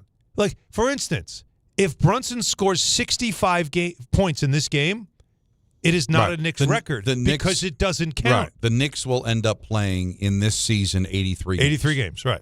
And so will the Spurs. That's the one caveat. But the semifinal game that counted. Yeah, 82. But that this counted. one will not count. No. So they'll still play the Spurs 2 other times this year, they correct? Will, yes. Like, instead of the traditional New Year's Eve, actually, in San Antonio. So I think people don't really like new things. It's hard to get that hyped up for something that's only been around for 3 years. But your team's in it. They've got a chance to win it. And forget about your stupid reindeer games of how fans are going to treat me outside of New York. Right. Or they're going to make fun of you. Or this is not the championship I want, as if one's related to the other. Matter of fact, you can make more of a case that winning this game tomorrow could have more value to an eventual championship than the law of averages saying, if I win this, then I won't win the title. Like, no, all wins. You've been given a gift. How many times as a reporter, Alan, have you asked the question about measuring stick games? Oh, yeah. When you covering the Islanders, Knicks, always. me with the Rangers, Devils, like Coach, when the best team comes to town, is this a measuring stick game? Find out how good you are. Litmus test. Now, that would have been a better question had it been the Thunder Yes. And it's not even really you against the Spurs because, according to Vegas, you're the better team anyway right now. Mm-hmm. But it's just the Knicks getting in a chance to play for something, to kind of just test themselves, something they want. Is this team Can you get it? Are they a winner? Are they a winner? Exactly. No. And I think there's value. And here's the cool thing. If you don't care, then you don't care. I'm not going to try to tell you how to feel, but the idea that this has anything to do with them winning or losing a championship, I think one has nothing to do with the ridiculous. other. One has nothing to do with the other. But at least one early on in the season gives you a feel like, could this be a special season? You have some Giannis stuff we'll save for a little bit later, but there are some people that want to chime in about this. So let's talk to Steve in New Fairfield. You're on ESPN New York. What's up, Steve? Hey, what's up, boys? I was one of the cranky guys who thought this was so contrived and ridiculous, but the way I've kind of put it in perspective for myself, when these games start, it is up a bit. You can see it. The intensity is a little greater. So I'm just because I'm competitive and I love competition like we all do. That's why we love sports. I'm just taking it for when these games go on. I'm into it as if it isn't even a cup. And if it's ramped up and it's just like because it's a regular season game, I'm enjoying the competition. And when this is over, win or lose, we got 5 months. We got the longest winter ahead. It won't mean anything after tomorrow night or whatever. January, February, March. We know what the big ring's about. There's going to be trolls. There's going to be haters. So I'm just trying to put it in perspective that way. And the trolls and haters are going to find whatever angle they want to find, right, Steve? Right. Oh, you can't even win this. Right. Or if you win it, you won the baby cup. Right. Whatever it is, or the baby championship. Figures you won the one that doesn't count. People that are going to troll, they're going to troll. Believe me, they can pivot better than anybody. They'll find a different angle to come after Knicks fans. Yeah, what are you worried about? It shouldn't bother you. Now, do I lose sleep over a loss? No. Do I take to 7th Avenue if I win? No. But it's cool, and it's not your average game. Right? There's so many games. And you said a long winter, it could be. No, this will have a little extra sizzle to it because it's a neutral site, because it's all eyes are on you. The whole league is off. Everybody's watching you. It is on the app. It's going to have a feel. Well, it is Amazon on Prime. But how do you feel find about it for football. So I like how you say that. It is on the app. So it's a Thursday night football game? Is that what you're telling me? Well, no, what I'm saying is it's on the app, which means people get aggravated. So if you're definitely somebody on the fence, it being on the app could be the reason why you don't watch now. It's the most maddening thing. Like I said, that commercial, whatever it is, you can't last channel. It drives me crazy. Well, what do you got tomorrow? You got Rangers, Canucks. Obviously, nobody playing in the NBA, right? No, there's no football. The whole league's off. So, most basketball fans are not huge hockey fans and vice versa. So, what else? You got a game. And here's the cool thing is if you're not into it, it's the Knicks. You're still going to watch. The only thing, there's one little tiny thing I haven't heard brought up. No. One little tiny thing that could be a difference maker. Plus, Alan's got a little bit more on Giannis. What is it? Hahn Rosenberg, take you up until 6:30. Then it's Rangers hockey here on ESPN New York. Hey guys, the holidays are here, and I want to tell you about Amazon Pickup, the ultimate convenience play. We all know Amazon is part of everyday life, but Amazon Pickup takes it to the next level, especially during the holiday rush. If you're on the go like me, you could send your orders to a secure Amazon Pickup location that works best for you. It's a great way to keep gifts a secret until it's time to wrap them. Life doesn't slow down this time of year. Amazon lockers and counters are located near you, so no matter where your day takes you, your package is ready when you are. For me, Amazon Pickup gives me the flexibility to grab gifts and packages on my schedule, whether it's on a quick lunchtime break, during my commute, or while the baby naps. It's simple. Order online, and at checkout, just choose the pickup location that's most convenient. You'll get an email confirmation when it's ready with instructions to pick it up. Quick, secure, and always at no cost. Check it out for yourself. Go to Amazon.com/pickupMVP to learn more. That's Amazon.com/pickupMVP. To help those who want to be helped, but may not be able to afford it. That's what PGA Tour winner Grayson Murray had envisioned for a foundation before he sadly took his own life at just 30 years old. His parents channeled their grief into creating the Grayson Murray Foundation, carrying out his vision to help those struggling with mental health and addiction. To donate and learn more, visit GraysonMurrayFoundation.com. Discover a driving experience crafted to inspire. At Garden City Mazda, exceptional design and sophisticated performance come together during the Mazda More to Move You sales event. Lease the 2025 Mazda CX-5 for just $229 a month at Garden City Mazda. At City Harvest, we believe no New Yorker has to go hungry. With your help, we're on the road 365 days a year, rescuing over 77 million pounds of nutritious food and delivering it free to millions of New Yorkers, transforming surplus food into sustenance, sustainability, and smiles. Rallying thousands of New Yorkers to power a network of nourishment across our city. One day, one meal, and one New Yorker at a time. That's how we feed good. Donate at cityharvest.org. Listen up.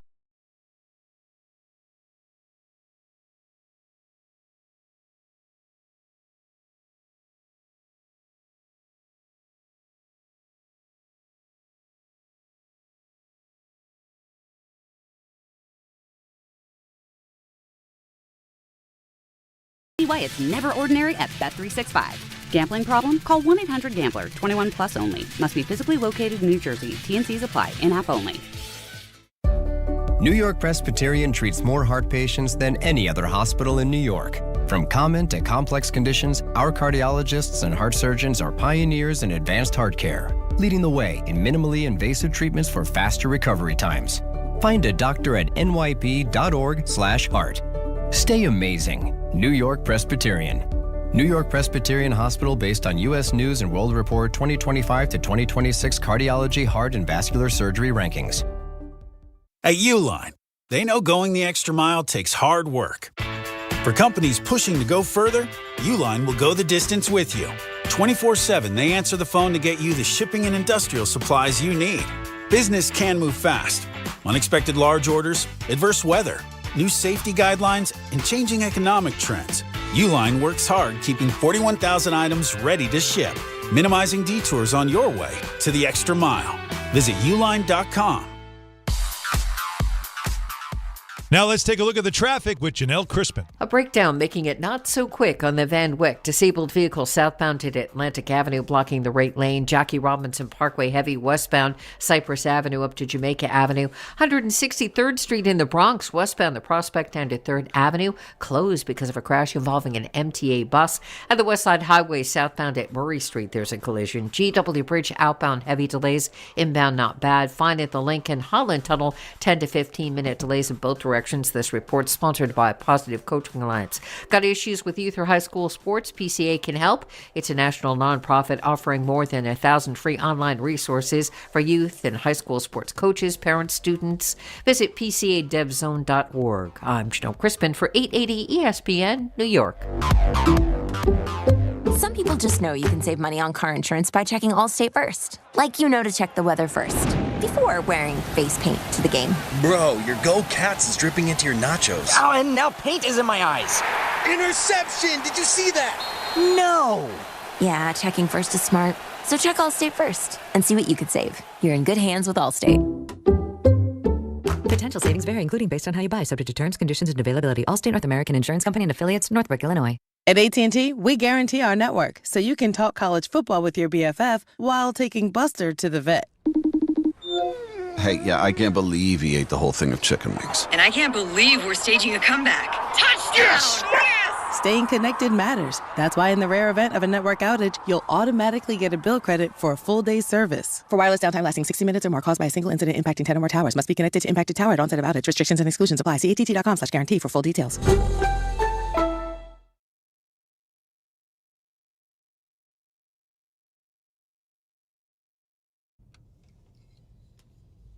So the other thing that hasn't been brought up yet that could be an issue with this game, if somebody gets hurt. Yes. So nobody God forbid, wants that. I'm not even going to mention a name, okay? Don't, But please. somebody of significance tears something, breaks something, strains something, and is out for the year. What do you think people are going to say? For this Fugazi Cup, Yep. we lost so-and-so for the entire year. Puh. I'm done with it. Because if they do it for all-star games, which are technically completely meaningless, so that's the one little caveat because the game does not matter for the standings. Like if somebody tore something against Orlando, it did mean something for the standings. This is not going to mean anything for the standings, not going to mean anything for the record books. Like you said, Brunson can score 100 points. In the eyes of the Lord, it didn't happen. So if, God forbid, somebody got hurt, that does happen, and it does affect the second half of the season. That's the thing you don't want, because win or lose on Wednesday, if somebody of significant on the Knicks got hurt really bad, that'll all anybody talk about. Why are we playing this stupid thing? It's ridiculous. You know that's a fact. Even people that love it will end up having that opinion. You're absolutely right. And think about it. How important is Victor Wembanyama to this league? Huge. Immensely important. And he might be as significant as anybody, right? Yeah, well, think about it again. LeBron's he's at the end. Curry's right? at the Steph end. Curry is heading to the end, and his team's not very good. Right. You're really starting to see. You're waiting for who's the next star that's going to be able to carry this league, and he really does seem like that guy. That he wants it, he understands it. He's all about it, and he's been hurt. He gets hurt. He came back to play in that semifinal and played really well, but they're keeping him in minutes restriction. Like, you worry about a guy like him. What if something happens to him in this game? Right. Never mind. Like, look, locally, if something happens to a Knicks player, yes, it's one that we'll be talking about probably for weeks after it. But if something happened to him, like, how many people around the whole league would start wondering, like, what the hell are we doing? I know. Putting a star at risk in a game that doesn't count doesn't mean anything. And that would, but they know that. Look, Giannis has played in this game. LeBron has played in this game. Shai Gilgeous-Alexander has played in this game. Stars have played in the NBA Cup final in the last 2 years. This is nothing new. Fortunately, there's never been any issues like this. But you're not wrong to bring that up, and it's always a concern. Now, it's a different set of circumstances in the NHL, but you don't think Gary Bettman's not going to be in a fetal position every time an Olympic game is played? Well, what happened in the Four Nations? What happened to the Kachuk brothers? I know. That had Matthews Kachuk is still nursing injuries from that. Yep. But and then what's his name? The defenseman, American defenseman who got hurt. Who was it that got hurt? Come on, Anthony, help me out. Yeah, Charlie McAvoy. Oh, well, McAvoy got hurt this year, taking a puck to the face. I'm talking about last year. Oh, yeah, no, definitely got hurt. Four Nations. Right? Yeah. But the Olympics, all of your stars are there. Yeah. Right, except the Russian one. Right, but like everybody's going to be there, and so Gary's like, "Oh my God, I just don't need anybody to get hurt," and that has nothing to do with the league, other than just trying to keep relations well. He just worried about the Russians getting out of shape. This is something that I'm telling you, this is Adam Silver's baby. It's not going away. All right. Yeah, right. You might as well try to embrace it. He loves this. He's all into this. They're putting all the resources in. They're getting all the sponsorship on it. It is definitely a lot of they want it to continue to grow. Having the Lakers, a big market team in it in the first year was phenomenal. Big. Having the Knicks in it this year helps them tremendously as well. It'll be a huge boost for Prime. Because it's Prime's first time, and they're going to get think about the number they'll get in New York. Because even though the game doesn't mean anything for the standings, tell me, even a Knicks fan hates the Cup. They're going to watch. It's the Knicks. It's the Knicks. It's your team's playing. Yeah, and we can't do anything. We can't do pre or post. We don't have coverage. Nothing local. This is only their pregame, their postgame, their this game. is the big initiative. This is Prime. And Amazon Prime, and this is what they're paid for. Because right? how many people do you think watched it last year? The Bucks and who? Bucks and the Thunder in New York. Now, it wasn't on Prime. There was no Prime then. It was on ESPN, I believe. It was, But like, do you think people were really like, I got to watch this? What was the total? I never even looked. Can you look up, Anthony, what the rating was on ESPN? Because it was just ESPN, wasn't ABC, right? I think it was just ESPN, yeah. Because if you're Prime and you have New York, the New York market, and a team that unifies the town, that number's got to be unreal, right? It's going to be a good number. I don't want to say anything until I hear the number from last year. Now, it is on Prime, so that's going to affect it. Think it'll still limit it? I would think. Wouldn't you think? Not everybody has it, obviously, right? Yankee fans have it, right? All right, 2.9, so 3 million. So 3 million people watch it last year on ESPN. You know what? There's a chance that you'll get – it was on ABC. You know what? Was it a Tuesday night? It had to be. What did it go up against? It was a Tuesday night. What could it go up against? The NBA shuts down. There's no football. It was down 35% versus the 2023 one. Because you have the Lakers. Yeah, the Lakers. 4.58 Pacers Lakers. All right, wait. Well, you had the Lakers and LeBron. So 4 points. So round it off. So it cost them $2 million because it's the Lakers. I will make this prediction. Now, Amazon, if this were on ESPN or ABC, it would easily be the highest New rated. York would get a bigger number than what the nation gave it last year. You can get 3 million people in New York to watch that. Yeah, I think you're right. But because it's on Amazon Prime, there are people that just they don't have it. They wouldn't watch their own wedding on Amazon Prime. Everybody has Amazon, though. It feels like who doesn't have Amazon? It's almost to the point where if porn was on an app, I think people would be like, I'm going to get it someplace else. There are people that just have this. They don't want to do anything they're disgusted streaming. by it. Nothing. They're protesting it. They don't know how to do it. I mean, listen, I was somebody like I rolled my eyes, but now it's you're stuck with it. Are we that to the point where I just can't hit a couple of buttons? It is a pain, but if it's something you want to watch, and again, it's funny. Oh, but when it's football, they'll stick their head in an oven as long as they can watch it, right? But everything else, like, I'm not watching that Yankee game on Friday because it's on Prime. Right. They're not getting my money. All of a sudden, a COVID Tuesday Texans-Jaguars game. Can't miss and that. People are severing their own foot to watch it on. It is crazy. It is crazy. It's only in a flooded dumpster. That's the only place you can see it. That's right. I'm putting on scuba gear and I'm going right in the dumpster. Right into the muck. Let's go to Ralph down in Florida. You're on ESPN New York. What's up, Ralph? How's it going, guys? I wanted to touch base on the Knicks and how I feel that as a Knicks fan, we've gone through a long time of watching losing, and nothing's guaranteed. A finals appearance is not guaranteed, but I can tell you what is guaranteed: a chance to win something that matters. That in a few years, you don't want to be one of those teams that is like, all these teams have won the Emirates Cup except these. You don't want to be the except these. And another thing, I'm rooting for the Placom Darriers of this world, the Tyler Koliks, the Ariel Haportis, to make some money. Get some loot. Get some money that they don't see, Mm-hmm. That's what I'm rooting for. Did you see the story? And thank you, Ralph. Last year, getting to the quarterfinals, the Knicks got some money, not a lot, but still, for you and me, it's a lot. Tyler Kolik bought his mom a car with it. So they asked, what are you going to do this year with it? And he's getting a lot more this year.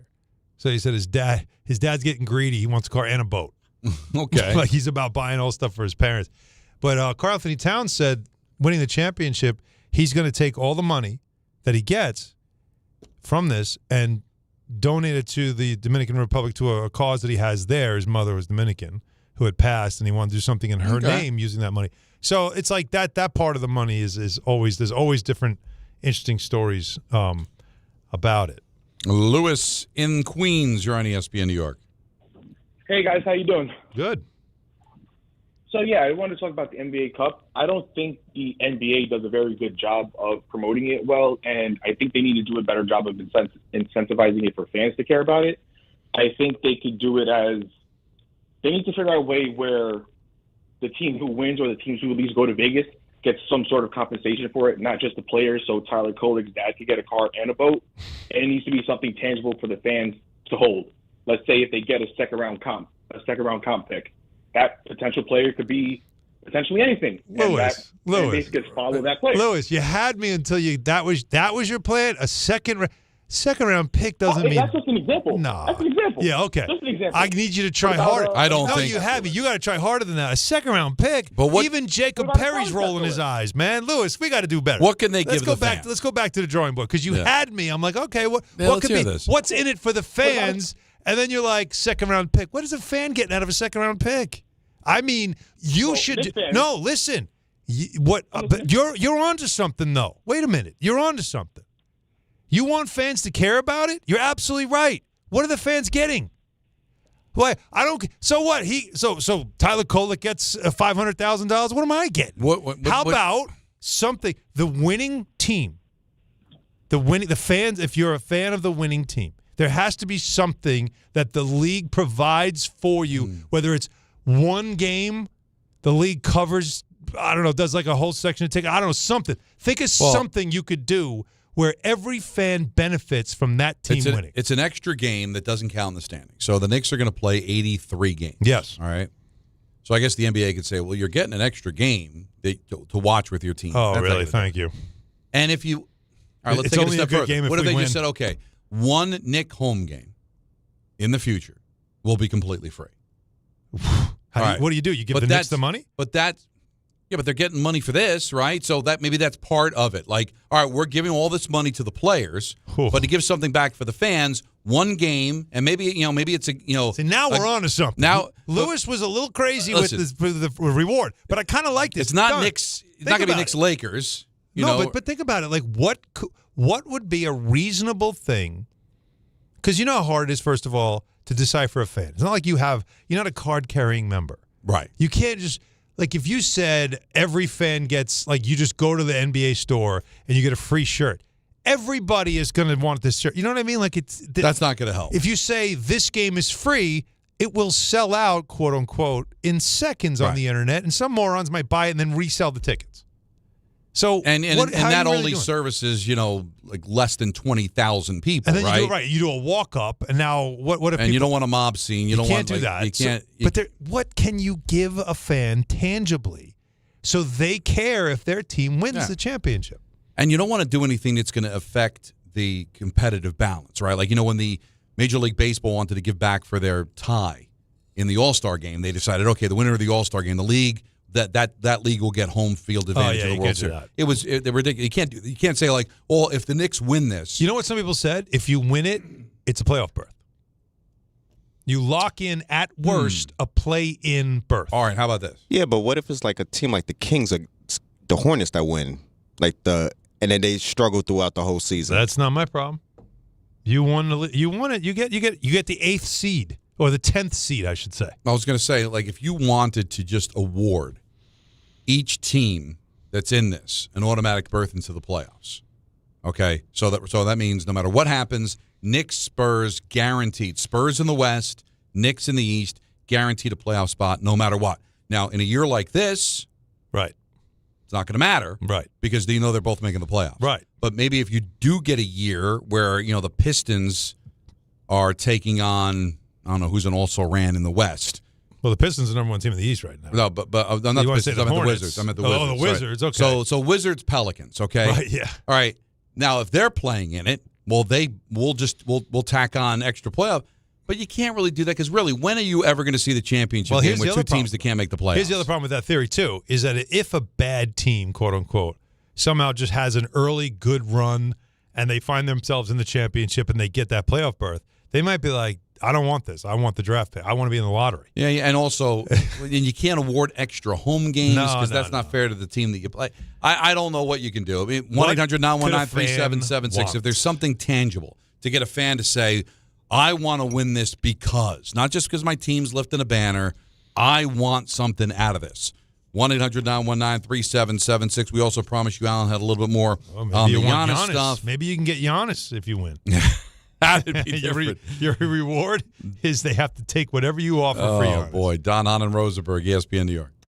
Hey, New York and New Jersey, Boost Mobile has an unlimited talk, text, and data plan that's only $25 a month forever, meaning you'll only ever pay $25 a month for the rest of your life. Who wouldn't want unlimited wireless when it only costs $25 a month forever? If you don't, you must be one of those people who enjoy overpaying for their phone plan. $25 a month forever is truly as good as it gets, so go online and switch now at boostmobile.com. After 30 gigabytes, customers may experience slower speeds. Customers will pay $25 a month as long as they remain active on the Boost Mobile Unlimited plan. 1-877 Cars for Kids. KARS Cars for Kids. 1-877 Cars for Kids. Donate your car today. 1-877 Cars for Kids. Donate your car today. Ready to get rid of that old car? Donate it to Cars for Kids. Call 1-877-CARS-FOR-KIDS to reach a friendly live agent. Donation's super easy, and your car can be picked up as soon as tomorrow. Call us now, 1-877-CARS-FOR-KIDS. That's Cars with a K to donate your car today. 1-877 Cars for Kids.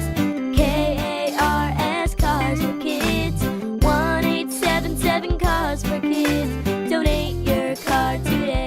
Hurry! It's your last chance to donate for 2025. Last chance! Donate now for a 2025 tax deduction. Why do you go to Princeton Longevity Center? We go to Princeton Longevity Center because my husband's cardiologist told him having this exam saved his life. Because somehow 20 turned into 40, and now I need to take my health more seriously. The Princeton Longevity Center designed a program to keep me healthy and active, so 50 and 60 will be no sweat. Because even though my cholesterol is high, it turned out my arteries are clear. That's a big relief. Whether you want to make the most of your future years or just want peace of mind, you need the Princeton Longevity Center. Their comprehensive preventive exam combines the latest technology with caring experts to create your personal plan for staying well. Because I shouldn't have to wait an hour for a 10-minute physical. I go to Princeton Longevity Center because I get everything done in one day and take my results home with me. Find out why you need Princeton Longevity. Call 888-8000-PLC or go to PrincetonLongevityCenter.com. Call 888-8000-PLC. That's 888-8000-PLC. If you've been injured on a construction site, then you need a lawyer who knows New York's unique labor laws. At the Parisman Firm, they have decades of experience handling construction accident cases and a proven track record of delivering huge results. Their team has already recovered nearly $1 billion for hardworking New Yorkers. From scaffold accidents to slip and falls and equipment failures, they've got your back. Call the Parisman Firm now at 718-WORKERS. That's right, 718-WORKERS, because your case is their cause. Get the justice you deserve today.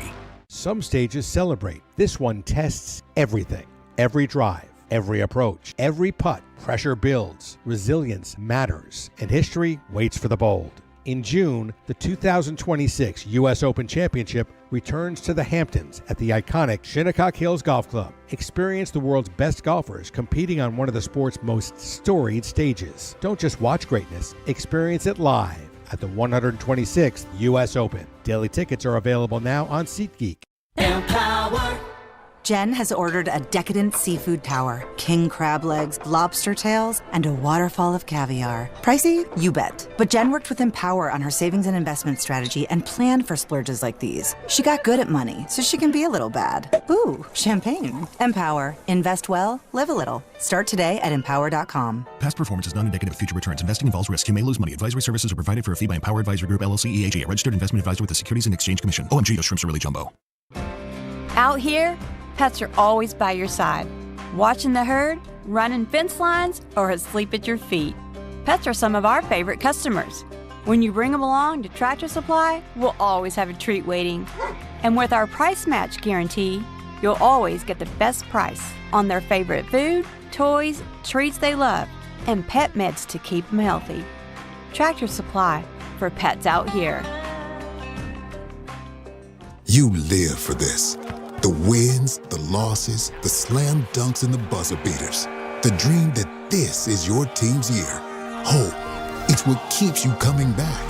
So you represent with anticipation and with pride. Because when everything's on the line, your support means everything. That's why the NBA Store is here to support you.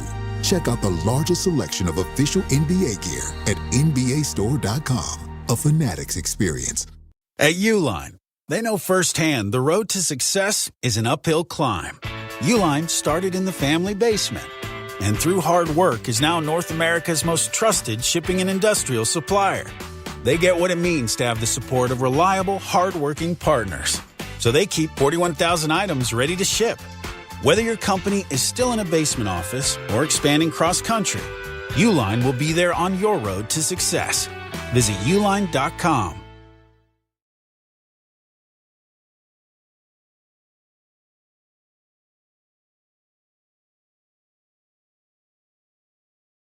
All right, this is a big segment for Alan because he's got the Giannis stuff, but I want him to open up with his idea. I like this. How fans can get interested in the Cup. All right, so and we have your calls too. We'll get to those because a lot of people have ideas, but we were just spitballing as we like to do.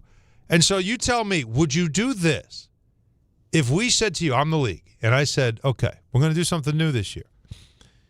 Before the first NBA Cup pool play game, so it's usually that's like early November. You have a certain date, cutoff date I'm going to give. I guess it's November 2nd. There's a website for the Cup. You can go to it, register yourself as a card-carrying member, fan of this team. Mm. You can only do one team, and you can only sign up one time. we get all your information. So your name, where you live, all that stuff. And this is it. Plant your flag. This is my team.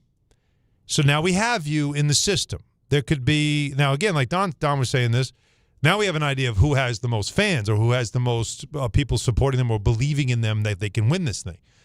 But let's just say now we've got a couple of 100,000 people who decided they're going to register as a card-carrying member fan of the Knicks. And now the Knicks are in the NBA Cup final.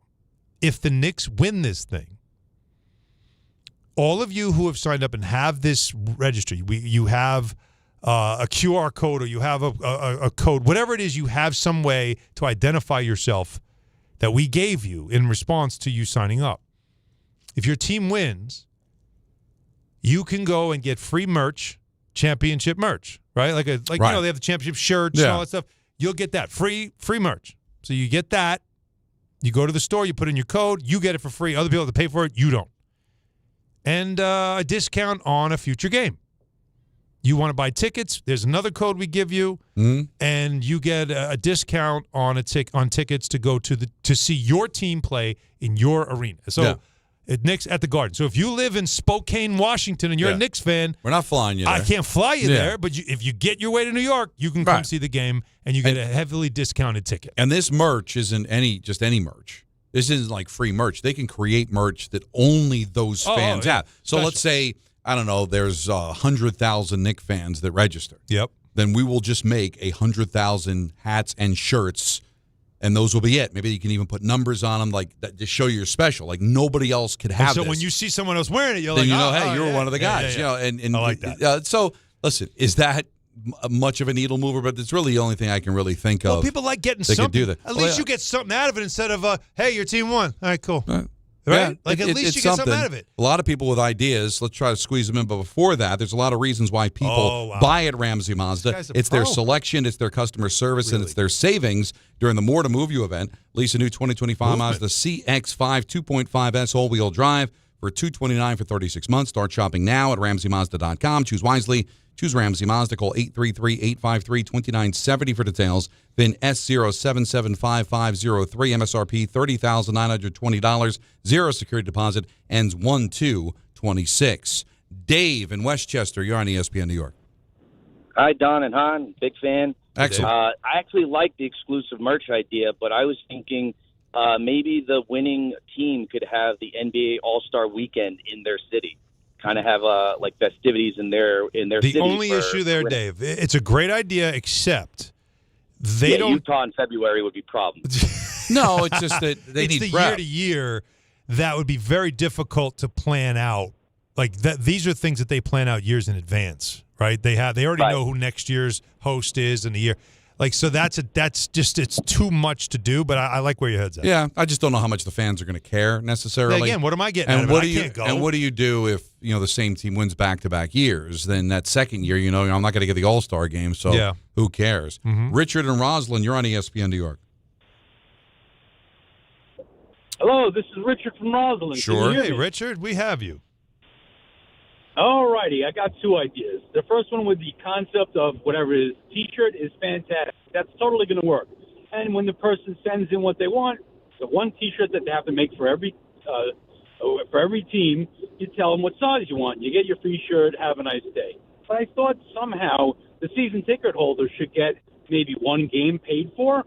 This way you could make extra shirts, and then the season ticket holder would get a shirt as well as one game paid for free. That's extra loyalty. Price, so I know your season ticket the holder. Bottom extra tickets are a lot of money, and they're incorporated out though. Yeah, thank you, Richard. That would be more of the challenge as well, because some of the tickets aren't owned by a human being; they're owned by a company. Hey, but people like exclusive merch. Oh, I think that's a great idea. Selling you or sending you what everybody else can go out there and buy, but to be the select few, nobody else with can that buy number. This shirt. I think that would be pretty cool. I mean, like if Peter were here, because Peter collects shirts and hats and stuff. I think Jacobs was even that would be something Jake? for you, Jake, right? you would want if there this? were only 30,000 of this hat and you had one of them, and all you had to do was just go to the website, put your name in, and say, "I'm planting my flag. This is my team for this cup run." And then there you are. You get yourself a shirt if they win. Listen, now you're rooting. I'm all in. I already told Anthony I'm getting about 5 new sign-ups. I'm signing my mother up. I'm signing my dad up. I'm collecting as many shirts as I could, or it's at least smart. the opportunity to go to a game. I mean, but I think it's a good idea. It's not a bad idea. People die for these T-shirts in arenas all the time. Listen, there's not much you can give the fans, but that sounds like something that they would actually It's enjoy. something. You're rooting for something. Terrence, out on Long Island. You're on ESPN New York. Hey, man, what's going on? What's up, T? Hey, so I basically had the same idea. I was thinking either you sign up early, when it starts, and then you can get like an exclusive T-shirt or something like that, or even something like which would work perfect for MSG. It's like a matinee game. Like it's almost like a family package. You buy one, get one other ticket 50% off. Something like that. When it's super expensive for whether it's LA or New York, you're going to a game gets expensive. It's $500 to get 2 tickets. $250 a piece or whatever. Yep. And now you're talking popcorn or travel. Yeah. That would promote, fans. Oh, I'm going to cheer even extra harder now because now I could, bring my kid to the game. I could bring my wife. I could bring my friend. Now you celebrate. Yeah, now you got that. And here's another thing I thought of building off of this. So you have your X amount of fans that register. They can select one or a couple of those that get something even better, like a ring or a replica trophy that is selected randomly. Like you're gonna get your exclusive merch, but somebody can also win a lottery of getting a ring. 15 or something players really. on the team. You get 15. There's 15 NBA Cup miniature trophies. Yes. And so 15 of them signed by one player. Randomly given out to. Yeah. You might just be the lucky one. One or 10% of them or something like that. And think about it, how easy is this to do? No, believe me, it's easy. It doesn't really cost anything at all. I'm gonna tell Adam. What was the Giannis stuff before we go? So it's being reported now that this is Mark Stein, who's very good, very well connected. Because we talked about I worry about the Thunder. They have all these draft picks. Would they want to make a move for Giannis? Maybe the Spurs and all that stuff. He's saying Thunder do not want to make a play for Giannis. They don't want to shake up their roster. Okay. They're quite happy with what they have. So there's one team out of the way. Spurs, same story. Not really looking to wade in those waters. Not interested. They're out. There's several teams that people thought might get involved, but teams are telling the Bucks, we're not interested. We don't want to do what it's going to take, a massive deal. Golden State would love to try to do anything, because they're a mess. So they're trying to come up with some way, but they don't really have a ton other than Kuminga. People are worried about the Miami Heat. In fact, in some places, the Heat are now the new favorite to land Giannis when it comes to odds. Knicks very much still in sort of just wait-and-see mode, but nothing all the reports say that there's nothing active that they're doing. And so 2 things at play. The Bucks might have to take less than they hope to get to trade Giannis, or they might have to wait till the offseason. Okay. And last but not least, that's why now some of the reporting is that John Horst, the GM, is sort of telling teams, before we do anything, we might see what we can do to make our roster better around Giannis rather than blow it up by trading him. So they still control it because they don't have to trade him. And so anybody that thinks something's imminent, it does not feel like it is. And before we go to ENN, James says, I know what to do. Give the winning team extra cap space for the remainder of the season, like $3-5 million. That would get the fans excited, too. ENN's coming up next. Hahn Rosenberg, ESPN New York. It's football season, and you should be out there enjoying every play, every tailgate, every moment. But if you're dealing with neck pain, back pain, joint pain, or sciatica, even getting off the couch can feel like a challenge.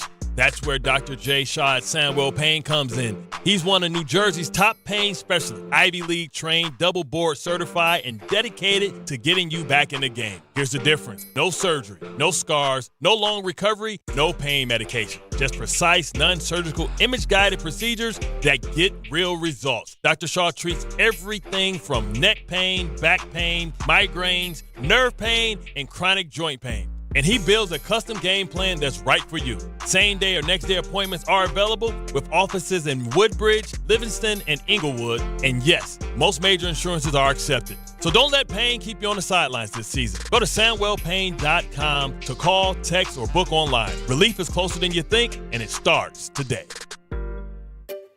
Finding great candidates to hire can be like, well, trying to find a needle in a haystack. Sure, you can post your job to some job board, but then all you can do is hope the right person comes along, which is why you should try ZipRecruiter for free at ZipRecruiter.com/ESPN. ZipRecruiter doesn't depend on candidates finding you. It finds them for you. Its powerful technology identifies people with the right experience and actively invites them to apply to your job. You get qualified candidates fast. So while other companies might deliver a lot of hay, ZipRecruiter finds you what you're looking for. The needle in the haystack. See why 4 out of 5 employers who post a job on ZipRecruiter get a quality candidate within the first day. ZipRecruiter, the smartest way to hire. And right now, you can try ZipRecruiter for free. That's right, free at ZipRecruiter.com/ESPN. That's ZipRecruiter.com/ESPN. ZipRecruiter.com/ESPN. ZipRecruiter. Now let's take a look at the roads with Janelle Crispin. Thanks, guys. Some extra slow traffic on the west side Highway southbound into Murray Street. There's an accident blocking a lane, and we have traffic back to 12th Street. Harlem River Drive jammed up northbound 135th up to the GW Bridge, and the Henry Hudson Parkway northbound the off-ramp to the GW Bridge. That's partially blocked because of a disabled mini school bus blocking the right lane. Cross Bronx extra slow westbound into the Alexander Hamilton Bridge. Crash there. 2 lanes are blocked. Outbound heavy delays at the GW Bridge, inbound not bad. Lincoln Tunnel, you're fine. Holland Tunnel in both directions, there's a 10 to 15 minute delay. And 280 in Newark eastbound approaching exit 13 Orange Street. Crash on the shoulder. I'm Janelle Crispin for 880 ESPN, New York. Caffeine doesn't have to be bitter or boring anymore. 5-hour energy shots are bringing the flavor and the energy. One of my personal favorites, Strawberry Banana, is giving smoothie vibes in a compact caffeinated shot. Whether you like your energy sour, fruity, or tropical, with 17 flavors, there's something for you. And yeah, it's got as much caffeine as a 12-ounce coffee, but 0 sugar and no crash. Big flavor, tiny bottle, tasty caffeine done right. You can grab yours in-store or hit up 5hourenergy.com or order on Amazon today. Switching to Progressive is a game-winning call. And that reminds us of other game-winning calls in the history of sports. So it was the fourth quarter and we're down by 5. Sweat pouring down my face. Suddenly it hit me. If only I could wrap part of the towel around my forehead. And that's how I became the first basketball player to wear a headband. Okay, not really a game-winning call, but it was a good call. You can make one too. Switch to Progressive and you could save hundreds. Progressive Casualty Insurance Company and affiliates, not available in all states. Hey, this is Jalen Brunson. Jalen Brunson for 3. And this is your home for New York Knicks basketball. This is 880 ESPN. WHSQ and WCBS-FM HD2, New York. This is an ENN special report. Now reporting. The very handsome Jewish man, Peter Rosenberg. We should talk some sports. Do what you want. It's ENN.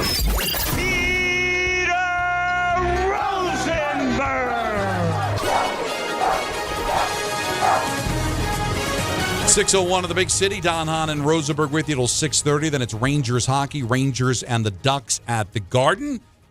Peter's been off, but he will join ENN, which is led by Anthony Pusick. Well, yes, thank you, Peter, and thank you, Don. We actually have a lot to get to because Peter was at John Cena's final match this weekend in WWE, and there was a lot of interest and intrigue in how it ended. So we'll get Peter's take on that when he joins us. But first, I'd like to say good evening to Don and Alan.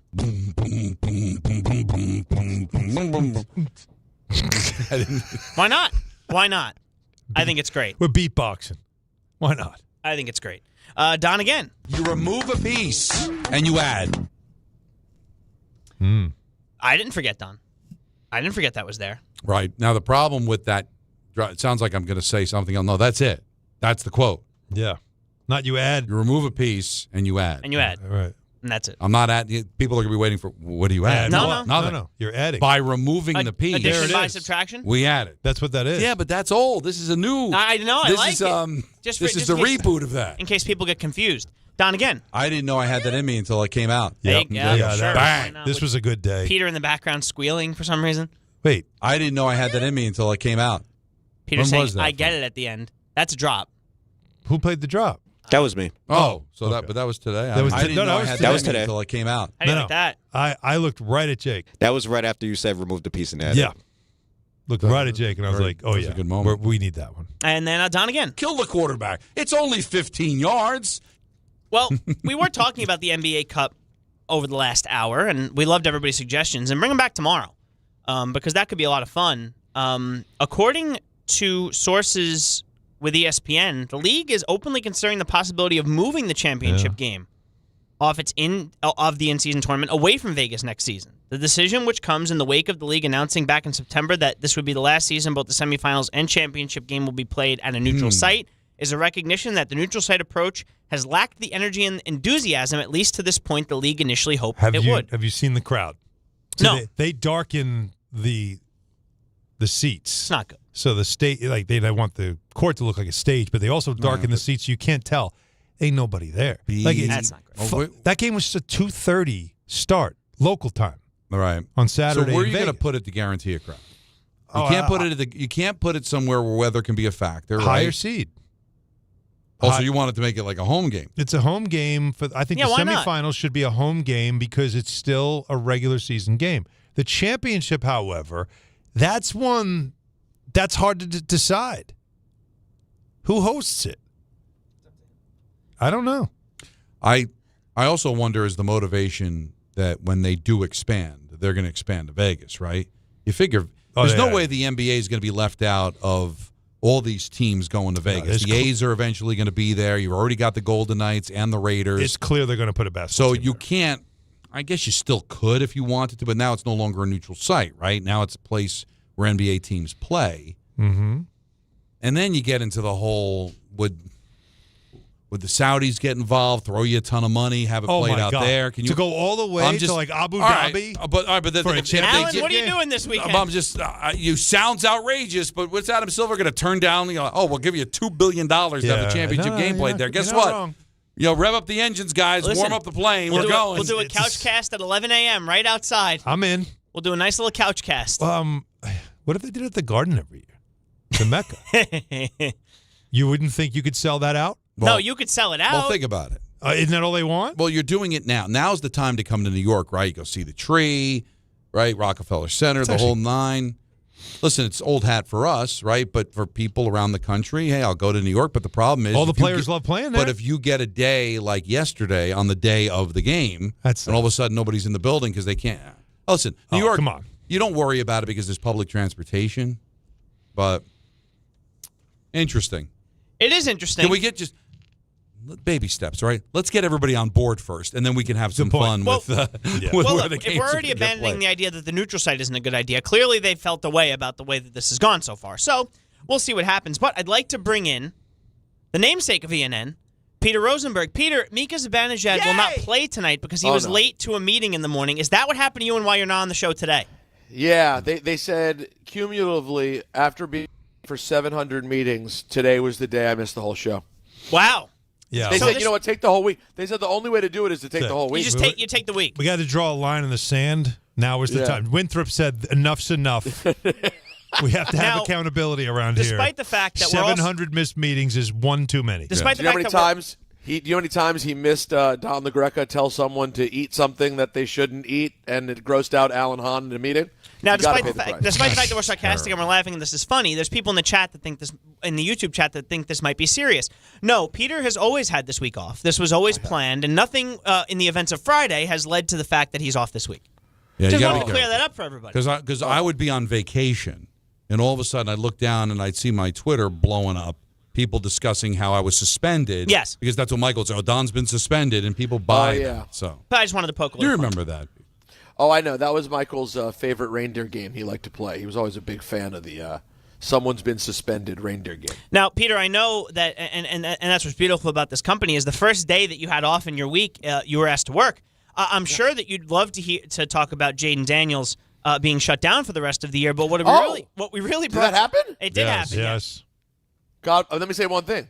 God bless. God bless. God bless. Now, what we really wanted John for, and our pinhead suit John Winthrop, really excited about this. The end of John Cena's WWE career and how it happened. So for all those who don't know, Saturday night's main event, Peter was there in Indianapolis. Damn right. And John Cena. Not in Indianapolis. It wasn't in Indianapolis. D.C. DC. First time those You know cities have ever been confused. Well, what was in Indianapolis? Something recent was in Indianapolis. WrestlePalooza. See, and that was like 3 months ago, so I'm right there.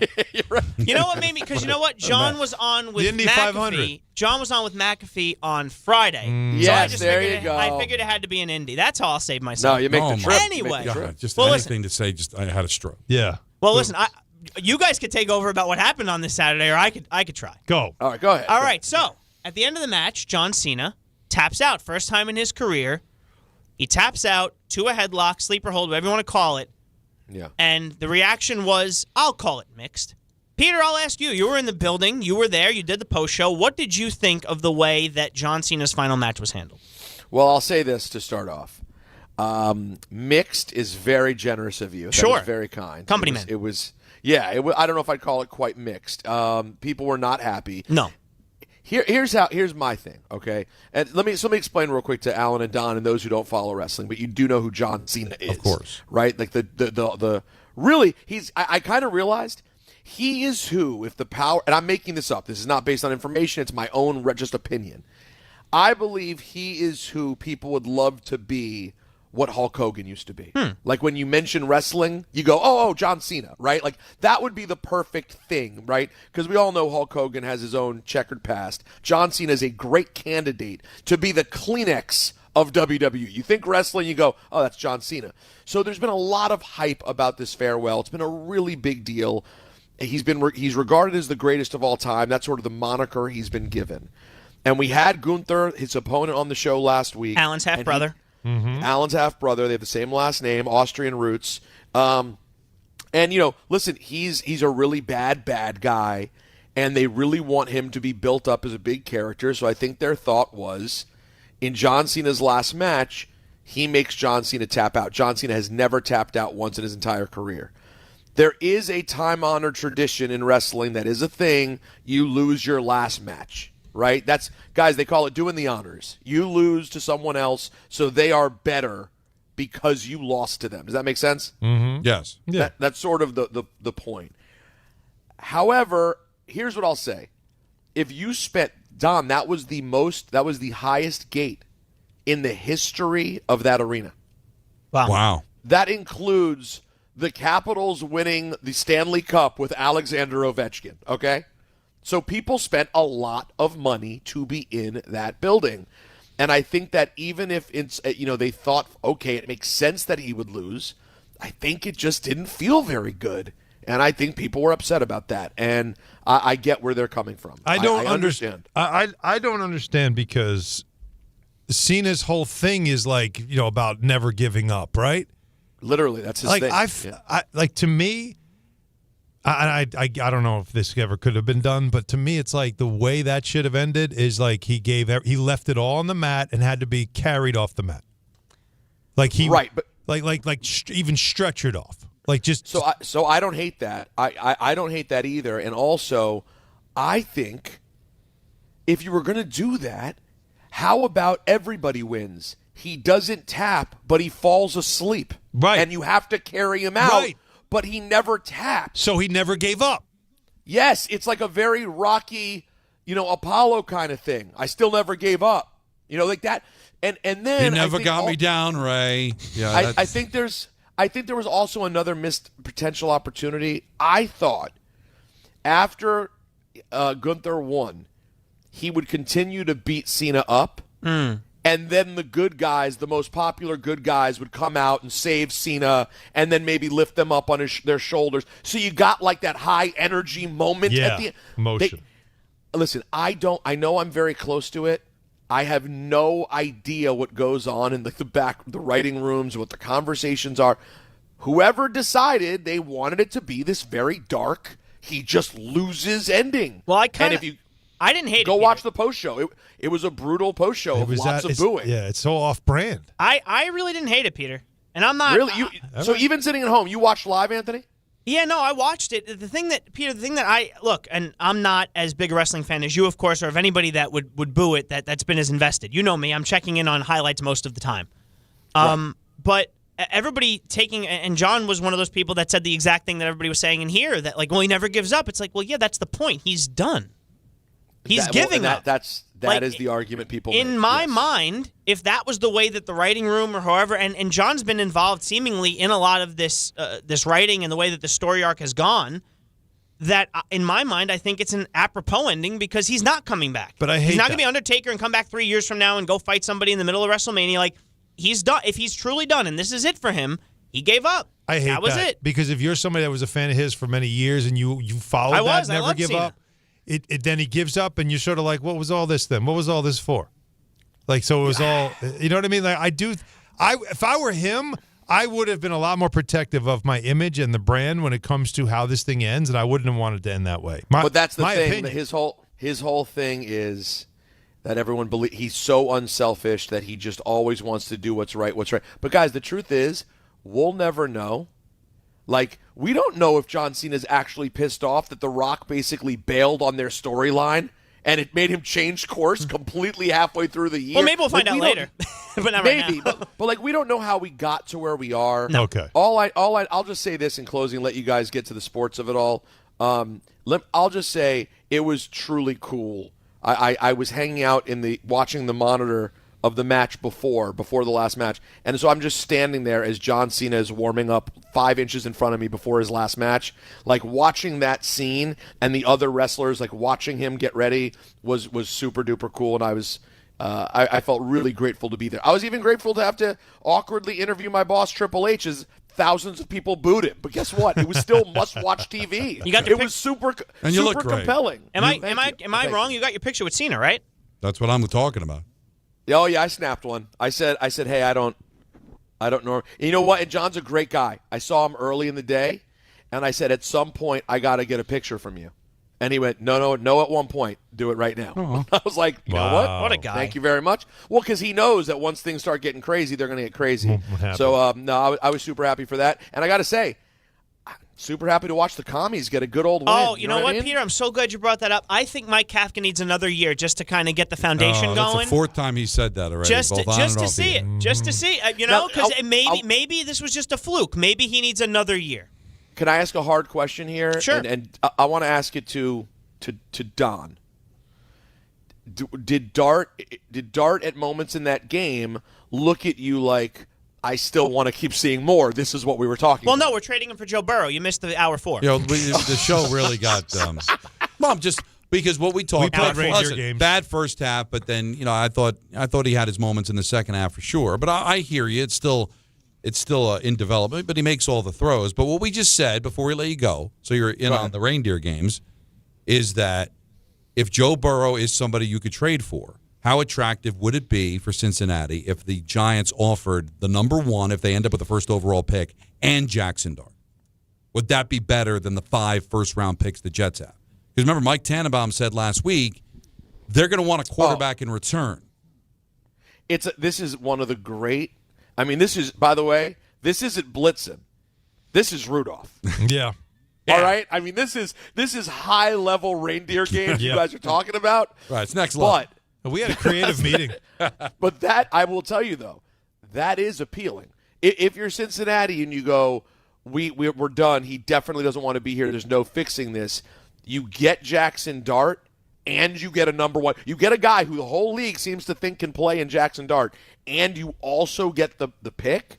And that is pretty appealing. I didn't know that Peter was on the screen the whole time. I didn't know he had his Airlink going. I had it. I just saw it. So we're gonna get the back end of Peter. Really, but just here right before we leave. Excuse me. Wait, what? Yeah, I'm not interested. No, I'm not interested. We do not need to see the I'm back sure end it's of fine. Peter. Sure, it's a comfy place. I'm good. Here comes the happy. I don't know if any of that happened. Now, the reason we brought it up as a reindeer game is because Alan and I wouldn't do it. But you wouldn't do it? No. Well, only because as the Giants. But what if your they let go of Shane, they bring in a new regime, and that new regime says, yeah, I like Jackson Dart just fine, but let's call Cincinnati and see if we can get Burrow. And they go, no, we're fine with Dart. And then that new regime goes, okay, well, I've got other offers. I'll talk to you later. Like, if you got that kind of ultimatum, like if you really love Mike McCarthy, you think he's the guy, and he tells you, love Dart, but let's call Cincinnati. Let's see if we can get Joe Burrow. You're going to say no? Are you going to tell Mike McCarthy, okay, we'll find another coach? That's why we brought it up. It makes sense. The biggest X factor in the whole thing, frankly, guys, is the turf at MetLife Stadium. Meshing that with Joe Burrow, I have no. But I'm happy with Dart. I'm disgusted with the rest of the team. Yeah. As a matter of fact, if at the end of the year they said everyone's gone but Dart, they have a press conference. Dart actually just says, I'm all that's left. He's all by himself. I'm all that's the left. Room is empty, it's just him. Here's the thing. We can air it live and all that. I'll even go. And Dart's there at the press conference. He says, I'm all that's left. Let's get to work. Ooh. How fired up would the fan base He's be? just all fired up. It would never happen. By the way, Don just committed his first error. I've never seen this before. Pen flip. Missed the pen. Bobbled. I had to go pick it up. Right to the floor. No, listen. That's the first error of the season. It happens. I mean, he was not immaculate. to Don, but it happens to other people. It never happened. To mere mortals, it happens. He was getting excited. He was talking, and when he gets excited when he talks, he flips the pen, and he catches it every single time. Except this time, he was Bill Buckner. Just couldn't handle it. Buckner too. Just by the way, appropriate for the Giants conversation. It is really because right through the 5. I thought the end of the first half was great. I will say, as meaningless as it was, though, I legitimately enjoyed watching us sweep the Giants. That actually, do you really? And that's the thing. That's the thing. Those dumb games are meaningful. It does feel good to sweep your division opponent, even in I a want lost year. everybody to remember this. Yes. When we get into, There we go. what is it, week 17? There he goes. And it's the Raiders, and the Giants are favored, and everyone goes, you know what? You know what? Giants going to win that game. They have to. How could they not win that game? Yeah. Just everybody just remember where we are today. Okay. We do this and all then the the day time. after it happens, whoever's on the show. Peter, enjoy your back end. You can only hope to contain Marcus Mariota. Just remember that. Thank you, and I'd like to let all of our listeners know there is a new Laura Rosenberg YouTube channel that's been created already. A video is up. A conversation was had between myself and Ebro today, in which Ebro divulged the incredibly salacious and spicy DMs that he got from one of the most famous artists on the planet, who wanted to take some shots at Ebro in the DMs. So if you want to hear that story, Drake, I'm talking about Drake. If you want to hear that story. Say Drake. That's right. Go check that out. But thank you, guys. I'm glad you let me talk the wrestling with Anthony and the Wrestling Nerds. So we're going to get the back end of Peter. There you go. All right. No, we don't need Enjoy the rest of your time. All right, Peter. When Francisco Lindor gets traded, we'll call you back. Yeah. Could happen at any moment. So we got 5 minutes left here, and I've been told by Jacob, who got it from, I'm assuming, a very credible source, that both Jacob Trouba and Chris Kreider will get video packages tonight. So I got to rush home and make sure I see those. Well, you shouldn't be surprised. No, I'm not surprised. No, I'm just letting the fan. If you're going to the game tonight, Columbus you gave will Jonathan Quick one. I know. Well, that was funny.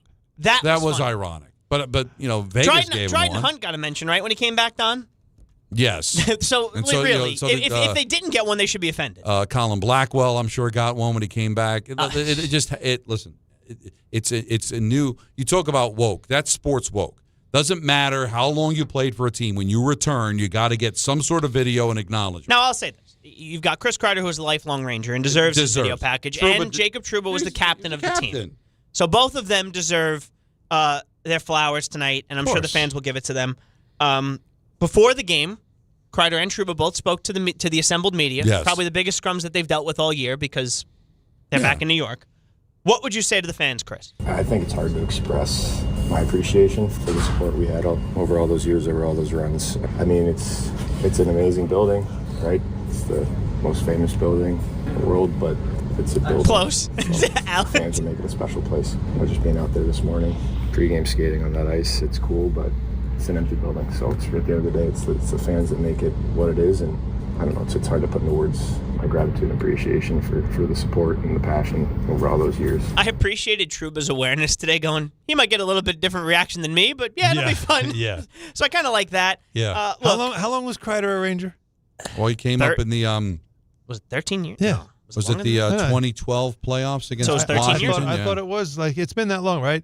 The world's most famous arena. Yeah, it's not. You probably heard it thousands of times. Anybody who's watched Welcome to Derry knows. Once you leave Derry, you forget. Once you leave the Garden. Do you realize? Not it's the most famous arena in the world. No. The joke was during losing seasons, and the Knicks had a few of them. I'm not going to tell you who said it to me. Okay.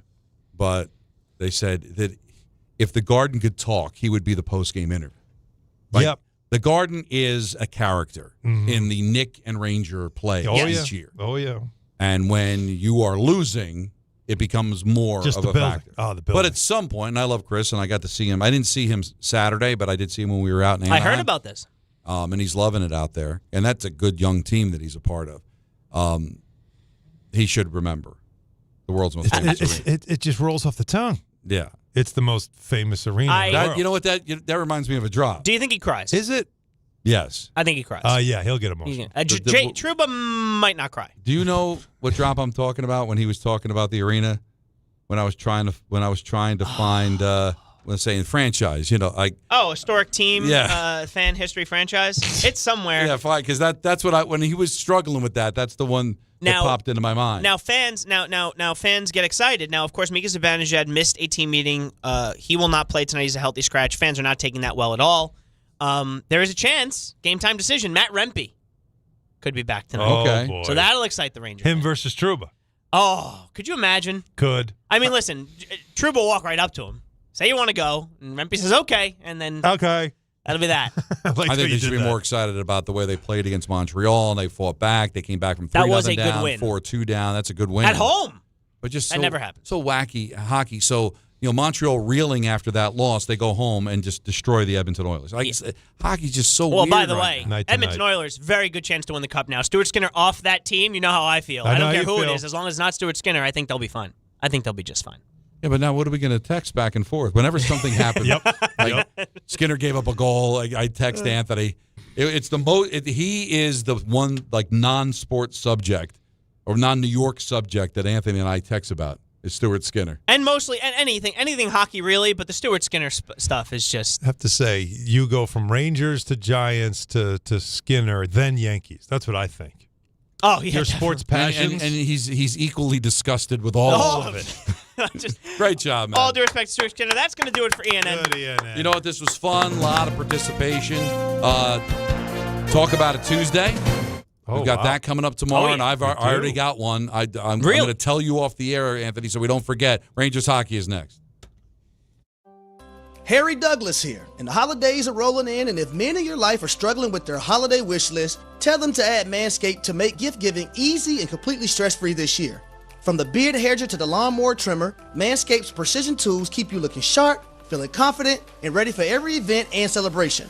Right now at Target, get 20% off on the Handyman Shaver, Beard Hedger, and the Chairman Plus Essentials Kit, a must-have for a smooth face shave. Hurry up, though. Offer ends December 27th. Who knew caffeine could taste this good? With 5-Hour Energy Shots, caffeine just got a serious flavor upgrade. We're talking big flavor, from watermelon to strawberry banana to sour apple. Packed into a tiny 2-ounce bottle, you'll get as much caffeine as 12-ounce premium coffee with 0 sugar and also 0 crash. And with 17 bold flavors to choose from, there's a shot for every mood. Find your favorite flavor in-store today or grab a variety pack online at 5hourenergy.com or on Amazon and give your caffeine a flavor upgrade. This one's for the flavor fanatics. Sour apple 5-Hour Energy Shots don't mess around. They bring the bite. Tart, tangy, and packed with tasty caffeine, this little 2-ounce bottle punches above its weight. With 0 sugar and as much caffeine as your favorite 12-ounce coffee, it's the kind of pick-me-up that keep your taste buds happy without the crash. And it doesn't stop at sour apple. There are 17 bold flavors waiting for you to discover. Pick one up in store or stock up online at 5hourenergy.com or on Amazon today.